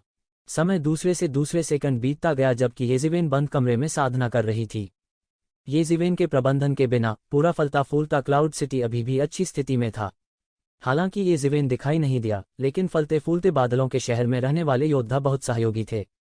उन्होंने हर दिन पर्याप्त ब्लडस्टोन सौंपे। मालिक के बदल जाने से कोई परेशानी नहीं थी। ऐसा इसलिए था क्योंकि वे सभी जानते थे कि ये जिवेन एक अधर्मी व्यक्ति था, भले ही उसने खुद को नहीं दिखाया था। वैसे भी उसके और बियान यून के बीच कौन जीतेगा इसका परिणाम बहुत जल्द पता चल जाएगा। इसलिए उन्हें ताइफैंगसी एरिया के लोगों की खातिर अपनी जान जोखिम में डालने की जरूरत नहीं थी। फूले हुए बादल सागर क्षेत्र के उच्च स्तरीय सदस्यों के लिए इन रक्त पत्थरों के पूरक के कारण उनकी खेती में बहुत तेजी से सुधार हुआ। 5वें दिन यंग मास्टर सी ड्रैगन, जिसके पास सबसे गहरी साधना थी, वह पहला व्यक्ति था जिसने हाफ स्टेप लॉ मैनिफेस्टेशन दायरे के शुरुआती चरण को पार किया और सफलतापूर्वक प्रवेश किया। फलता फूलता बादल सागर क्षेत्र उथल पुथल में था। ये जिवेन के अलावा उनके पास अंत में एक दूसरा half step law manifestation realm combat power था। उनके लिए इसका बिल्कुल अलग अर्थ था। इसका मतलब यह था कि फलता फूलता क्लाउड सी रीजन सिर्फ उल्का की तरह नहीं गिर सकता है। Half step law manifestation real में एक दहलीज था। रक्त क्षेत्र में पारलौकिक क्षेत्र 9वें स्तर के विशेषज्ञ बहुत अधिक थे। हालांकि कितने आधे अधूरे कानून घोषणा विशेषज्ञ थे। पूरे फलते फूलते बादलों के शहर में ये जिवेन ही अकेली थी। अब एक और था। अन्य समुद्री क्षेत्रों के लोगों के लिए भी यह एक बड़ी बाधा थी। ये जिवेन के बिना भी वर्तमान फलता फूलता क्लाउड सागर क्षेत्र निश्चित रूप से ऐसा समुद्री क्षेत्र नहीं था जिसे दूसरों द्वारा धमकाया जा सके। एक छोटे से समुद्री क्षेत्र में एक स्वतंत्र शहर बनाने के लिए एक आधा कदम कानून घोषणा विशेषज्ञ होना पर्याप्त था। यह भी कहा जा सकता है कि अगर फलता फूलता बादल सागर क्षेत्र एक स्वतंत्र शहर बनाना चाहता है तो बड़ी संख्या में अनुयायी भी वहां जाएंगे। आखिरकार ये जिवेन सहित फले फूले बादल सागर क्षेत्र में 2 चरण कानून घोषणा विशेषज्ञ थे। हालांकि बाद के चरण में हाफ स्टेप लॉ मैनिफेस्टेशन दायरे में प्रवेश करने वाले उत्कृष्ट क्षेत्र 9वें स्तर के विशेषज्ञों की एक बड़ी संख्या हो सकती है। कोई भी हाफ स्टेप लॉ मैनिफेस्टेशन विशेषज्ञ अभी भी मूल्यवान था। उस समय तक ये वर्तमान अर्धचरण कानून अभिव्यक्ति विशेषज्ञ एक उच्च स्तर में प्रवेश कर चुके होंगे। पिरामिड का शीर्ष हमेशा इन विशेषज्ञों का होगा जिन्होंने प्रारंभिक चरण में पूर्ण लाभ प्राप्त किया था। बाद के चरण में उठना बहुत मुश्किल होगा। फूले हुए बादल सागर क्षेत्र के विशेषज्ञों ने अचानक राहत महसूस की। उनकी राय में ये जिवेन और यंग मास्टर सी ड्रैगन के साथ उन्हें कम से कम एज क्लाउड को रोकने में सक्षम होना चाहिए। अचानक उन्होंने अपने काम को संभालने के लिए और भी कड़ी मेहनत की। जब ये जिवेन एकांत में थे तो उन्हें यह भी खबर मिली कि यंग मास्टर हाई लॉन्ग ने हाफ स्टेप ट्रांसेंडेंस दायरे में प्रवेश कर लिया है। उनके लिए यह बिल्कुल आश्चर्यजनक नहीं था। इन लोगों में उनके अलावा यह कहा जाना चाहिए कि यंग मास्टर है लॉन्ग का संचय सबसे गहरा था। शीर्ष 100 सूची में पहले स्थान पर हावी होने में सक्षम होने के लिए स्वाभाविक रूप से वह बहुत बुरा नहीं होगा। वह हर किसी से एक उच्च स्तर का था। और क्या था, अब अनगिनत रक्त पत्थरों की आपूर्ति थी। यह आश्चर्य की बात नहीं थी कि वह हाफ स्टेप लॉ मैनिफेस्टेशन दायरे में प्रवेश करने वाले पहले व्यक्ति थे। ठीक जब सभी ने सोचा कि ऐसा ही होना चाहिए, 15वें दिन एक अन्य व्यक्ति ने तोड़ दिया और आधे चरणीय कानून प्रकटीकरण क्षेत्र में प्रवेश किया। यह अनुभवी विशेषज्ञ नहीं था जैसा कि सभी ने सोचा था। पेई जिंगचेन, जिंग वुहुई या राजकुमारी ये प्रसिद्ध अनुभवी विशेषज्ञ हैं। इसके बजाय यह बाय हनमो थी जो हमेशा उदासीन रही। ये जिवेन बाय हनमो की उत्कृष्ट प्रतिभा को लेकर आशान्वित थी। गंभीर होने के बाद बाय हनमो की खेती की सफलता की गति ने पेई जिंगचेन और अन्य को पीछे छोड़ दिया। वह जानता था कि एज क्लाउड की आसन वापसी सबसे गंभीर परीक्षा हो सकती है। ऐसा बहुत कम होता था कि वह इधर उधर न खेलता और खुद को साधना के लिए समर्पित करता। अनगिनत रक्त पत्थरों की मदद से उन्होंने आधे चरण के कानून चरण के दायरे के शुरुआती चरण में सफलतापूर्वक प्रवेश किया। और 10 दिनों के बाद एक और व्यक्ति को सफलता मिली। यह पेई जिंगचेन था। हाफ स्टेप लॉ मैनिफेस्टेशन दायरे में सफलतापूर्वक प्रवेश करने के बाद उनकी युद्ध शक्ति बहुत बढ़ गई थी। कई अन्य विशेषज्ञ जैसे कि जिंग वुहुई और अन्य, भले ही उनकी साधना अर्धचरणीय कानून अभिव्यक्ति क्षेत्र तक नहीं पहुंची थी, वे केवल एक कदम दूर थे और किसी भी समय प्रवेश कर सकते थे। यहां तक कि याओ कियान, जिसने अभी अभी उत्कृष्ट क्षेत्र 9वें स्तर में प्रवेश किया था, अब उत्कृष्ट क्षेत्र 9वें स्तर की चोटी की साधना में था। फले फूले बादल सागर क्षेत्र के कई अन्य विशेषज्ञों ने कमोबेश प्रगति की थी। कई उत्कृष्ट क्षेत्र 8वें स्तर के चोटी के विशेषज्ञ एक झटके में उत्कृष्ट क्षेत्र 9वें स्तर में प्रवेश कर गए थे। इस समय केवल लाइनअप को देखकर यह वास्तव में ताइफेंग सागर क्षेत्र से अधिक शक्तिशाली था। इससे विभिन्न समुद्री क्षेत्रों के कई विशेषज्ञ भी शोक में डूब गए। भेड़िया सचमुच आ रहा था। इस लाइनअप के अनुसार भले ही एज क्लाउड ने ताइफेंग सागर क्षेत्र के सभी लोगों को वापस लड़ने के लिए प्रेरित किया, लेकिन उन्हें डर था कि यह बेहतर नहीं होगा। आखिरकार शीर्ष विशेषज्ञों के संदर्भ में फले फूले बादल सागर क्षेत्र में पहले से ही 3 अर्धचरण कानून अभिव्यक्ति विशेषज्ञ थे। यहां तक दूसरे स्तर के विशेषज्ञों के मामले में भी फले फूले बादल सागर क्षेत्र ने इतने लंबे समय तक रक्त के पत्थरों के साथ पागलपन से खेती करने के बाद धीरे धीरे ताइफेंग सागर क्षेत्र के साथ पकड़ बना लिया था। आज ताइफेंग शहर में सभी के दिलों में संतुलन धीरे धीरे फले फूले बादल सागर क्षेत्र की ओर खिसक गया। वे गंभीरता से फले फूले बादल सागर क्षेत्र को इस नगर का शासक मानते थे। कई लोगों की राय में फले फूले बादल सागर क्षेत्र के लोग सबसे खराब स्थिति में इस नींव को बनाए रखने में सक्षम होंगे। यह वैसा नहीं होगा जैसा उन्होंने शुरू में सोचा था। एज क्लाउड के वापस आने के बाद फलता फूलता क्लाउड सी रीजन हार जाएगा, जैसे आवारा कुत्ते दहशत में भाग जाते हैं या नष्ट हो जाते हैं। फले फूले बादल सागर क्षेत्र में लोगों के दिलों को शांत करने पर इसका बहुत प्रभाव पड़ा। हाँ, एज क्लाउड के वापस आने पर वे तुरंत बाड़ लगाने वाले और पक्ष बदलने वाले नहीं बन जाएंगे। हालांकि ये सिर्फ बाड़ लगाने वाले थे। अगर इतने सारे लोगों ने पक्ष बदल लिया तो यह फूले हुए बादल सागर क्षेत्र के लिए एक आपदा होगी। बेशक कुछ लोग खारिज कर रहे थे। उनकी राय में हालांकि फलते फूलते क्लाउड सी रीजन में कई हाफ स्टेप लॉ मैनिफेस्टेशन विशेषज्ञ थे, एज क्लाउड एक अनुभवी हाफ स्टेप लॉ मैनिफेस्टेशन विशेषज्ञ के साथ तुलना करने का कोई तरीका नहीं था। ठीक वैसे ही जैसे बयान रंग के पास एक शिवेन के खिलाफ बिल्कुल भी ज्यादा प्रतिरोध नहीं था। वह आसानी से हार गया और मारा गया। यह अकाट्य प्रमाण था।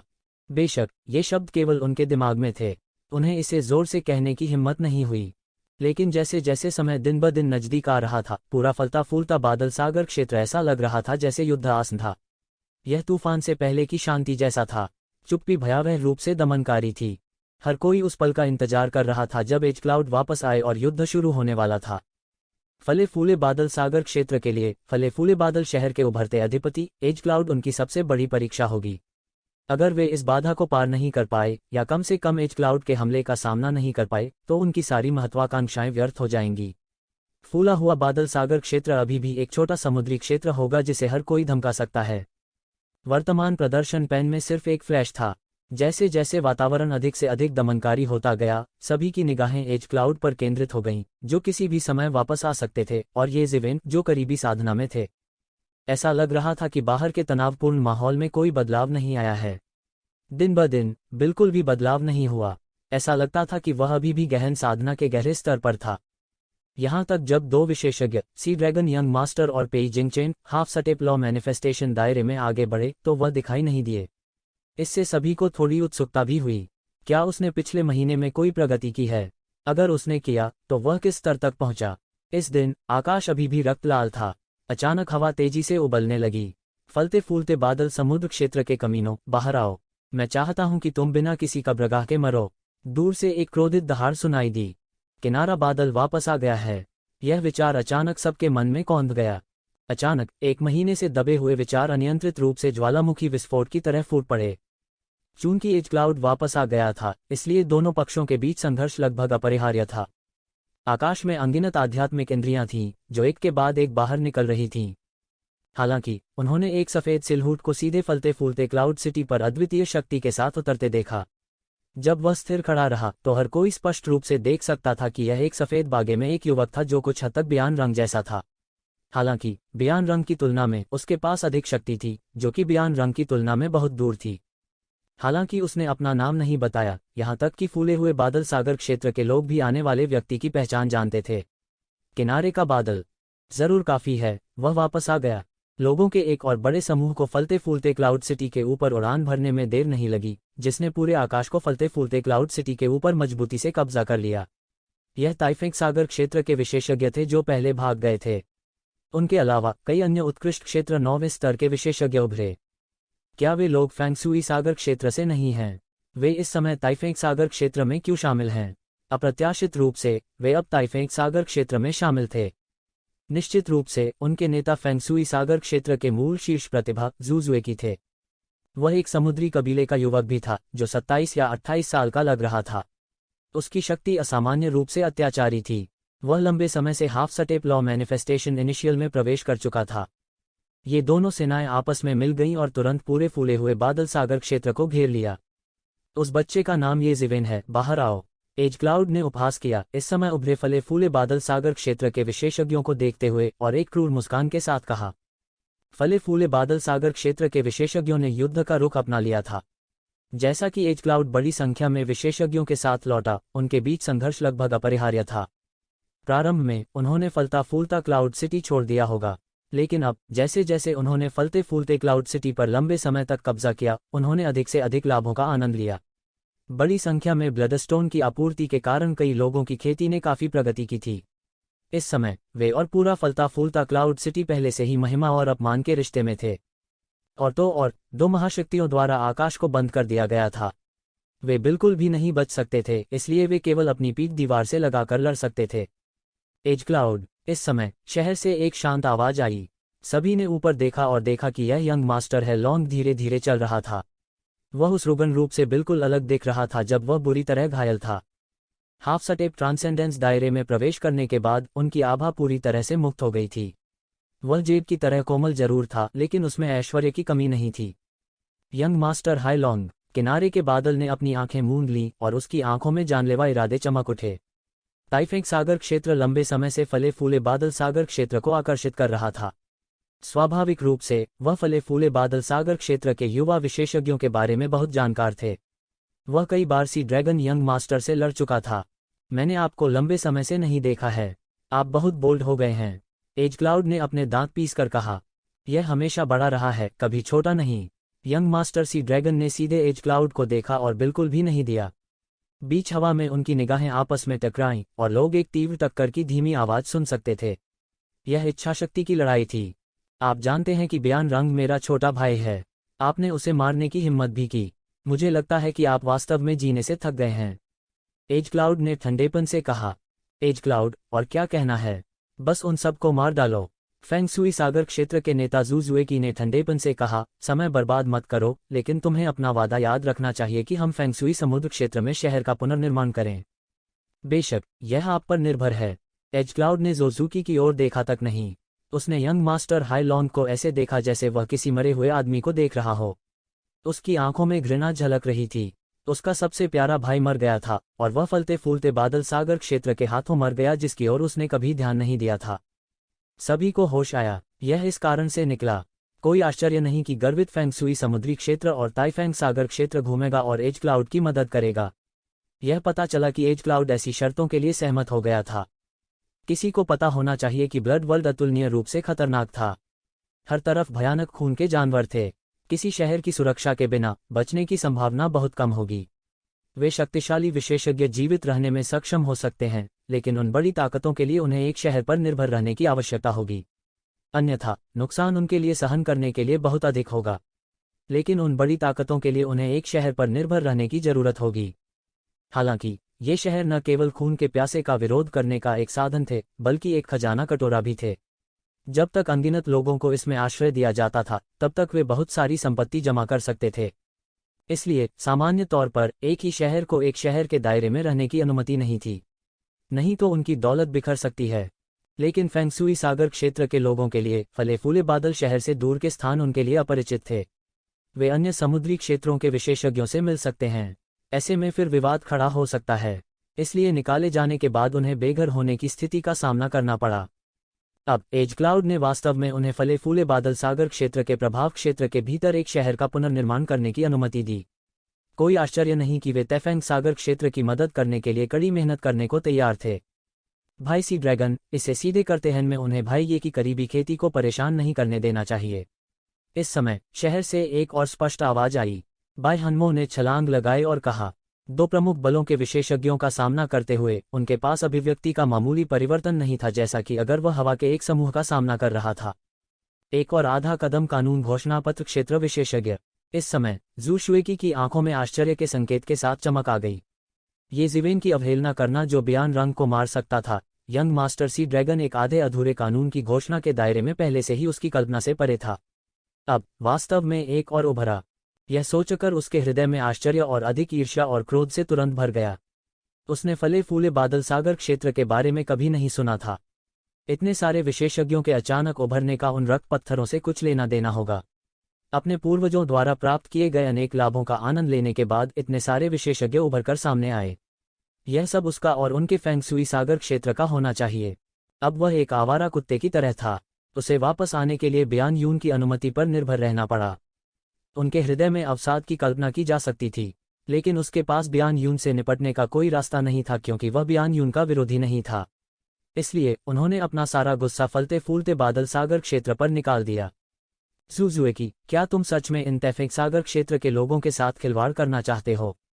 यंग मास्टर सी ड्रैगन ने गहरी आवाज में पूछा। यदि वह कर सकता था तो वह इन फेंग शुई सागर क्षेत्र के लोगों को शत्रुतापूर्ण पक्ष में जाने के लिए मजबूर नहीं करना चाहता था। यंग मास्टर सी ड्रैगन, अब आपको कहने की जरूरत नहीं है। यदि आप जानते हैं कि आपके लिए क्या अच्छा है, तो आपको जल्दी आत्मसमर्पण करना चाहिए और खुद को परेशानी से बचाना चाहिए। जू शुएकी ने उपहास के साथ कहा। भाई सी ड्रैगन, उन्हें और क्या कहना है? क्या वह जू कुछ मेरी तलवार लेने की हिम्मत करता है? भाई हनमो के पास उनसे बहस करने का धैर्य नहीं था। उसका फिगर तुरंत फूट गया। उसके हाथ में एक सफेद जेड लंबी तलवार दिखाई दी। एक शक्तिशाली तलवार का प्रभामंडल हवा में फूट पड़ा, जो जू शुएकी की ओर गिरा। तुम्हारी हिम्मत कैसे हुई? जब जू शुएकी ने देखा कि भाई हनमो ने उस पर घात लगाकर हमला करने की हिम्मत की, तो वह आग बबूला हो गया। वह पहरेदारी से नहीं पकड़ा गया था। आखिरकार भाई हनमो उससे बहुत दूर थी। एक आश्चर्यजनक हमला वास्तव में एक आश्चर्यजनक हमले के प्रभाव को प्राप्त नहीं कर सका। लेकिन जिस चीज ने उसे वास्तव में क्रोधित किया वह था जू शुएकी का रवैया। वह अलग रहने के आदी थे। फेंग शुई सागर क्षेत्र में एकमात्र हाफ सटेप लॉ मैनिफेस्टेशन विशेषज्ञ के रूप में फेंग शुई सागर क्षेत्र में उनकी स्थिति फले फूले बादल सागर क्षेत्र में यंग मास्टर सी ड्रैगन से अधिक थी। लेकिन अब वह एक आवारा कुत्ते की तरह था। बियान यून के बारे में भूल जाओ, उसके सामने यह बच्चा कौन था? उसकी उस पर चाल चलने की हिम्मत कैसे हुई? भाई हनमो का हमला एक पल में आ गया। उनकी तलवारबाजी एक भयानक दायरे में खेती की गई थी। जब तलवार की आभा लहराई गई तो पूरी दुनिया एक सफ़ेद जेड दुनिया में बदल गई। ऊपर आते ही उसने एक भयंकर आक्रमण किया, एक उग्र टैंक की तरह। उसके सामने कुछ भी नष्ट हो जाएगा। वह अजेय था। डांग ज़ुज़ुएकी के हाथ में लंबे भाले पर बाई हनमो की लंबी तलवार गिर गई। विशाल बल अचानक उसके हाथ में लंबे भाले में बह गया। बाई हनमो की शक्ति के कारण ज़ू शुएकी की परलीक में हल्के से दरार पड़ने के लक्षण दिखाई देने लगे। लेकिन इस समय वह इतनी परवाह नहीं कर सकता था, क्योंकि बाई हनमो ने हमले की एक और लहर शुरू कर दी थी। डांग डांग डांग। बाई हनमो का आक्रमण एक अंतहीन लहर की तरह था। यह एक पल में बह गया, निरंतर। ज़ुज़ुएकी ने पहले बाई हनमो पर ध्यान नहीं दिया और एक छोटा नुकसान झेला। फिर वह बिल्कुल भी पलटवार नहीं कर सका। वह पूरी तरह से बाई हनमो की लय में आ गए। बाई हनमो के आक्रमण का सिलसिला जारी रहा। यह भयानक था। मुझे उम्मीद नहीं थी कि फले फूले बादल सागर क्षेत्र में इतना भयानक आदमी है। सबके मन में यह विचार आया। ज़ुज़ुएकी ने लंबे समय से उनके बीच प्रतिष्ठा अर्जित की थी। हालांकि वह बियान यून से हार गया था, फिर भी वह सभी की राय में एक अनुभवी हाफ स्टेप लॉ मैनिफेस्टेशन विशेषज्ञ था। उनकी ताकत अथाह थी। बियान यून को छोड़कर वह इस क्षेत्र में सबसे मजबूत अस्तित्व होना चाहिए। लेकिन अब बाई हनमो ने उसे पूरी तरह से दबा दिया था। हालांकि कारण यह था कि बाई हनमो ने पहले हमला किया और उसे गार्ड से पकड़ लिया। यह इस तथ्य को कवर नहीं कर सका कि बाई हनमो वास्तव में शक्तिशाली थी। अकेली बाई हनमो पहले से ही इतनी शक्तिशाली थी। यंग मास्टर सी ड्रैगन कितना मजबूत था, जो पहले ही प्रसिद्ध हो चुका था और अब हाफ स्टेप लॉ मैनिफेस्टेशन दायरे में कदम रख चुका है। धत्तेरी की ज़ुज़ुएकी, जो पूरी तरह से एक प्रतिकूल स्थिति में आ गया था, अचानक उग्र हो गया। उसे लगा जैसे उसने पूरे शहर के सामने खुद को बेवकूफ़ बनाया हो।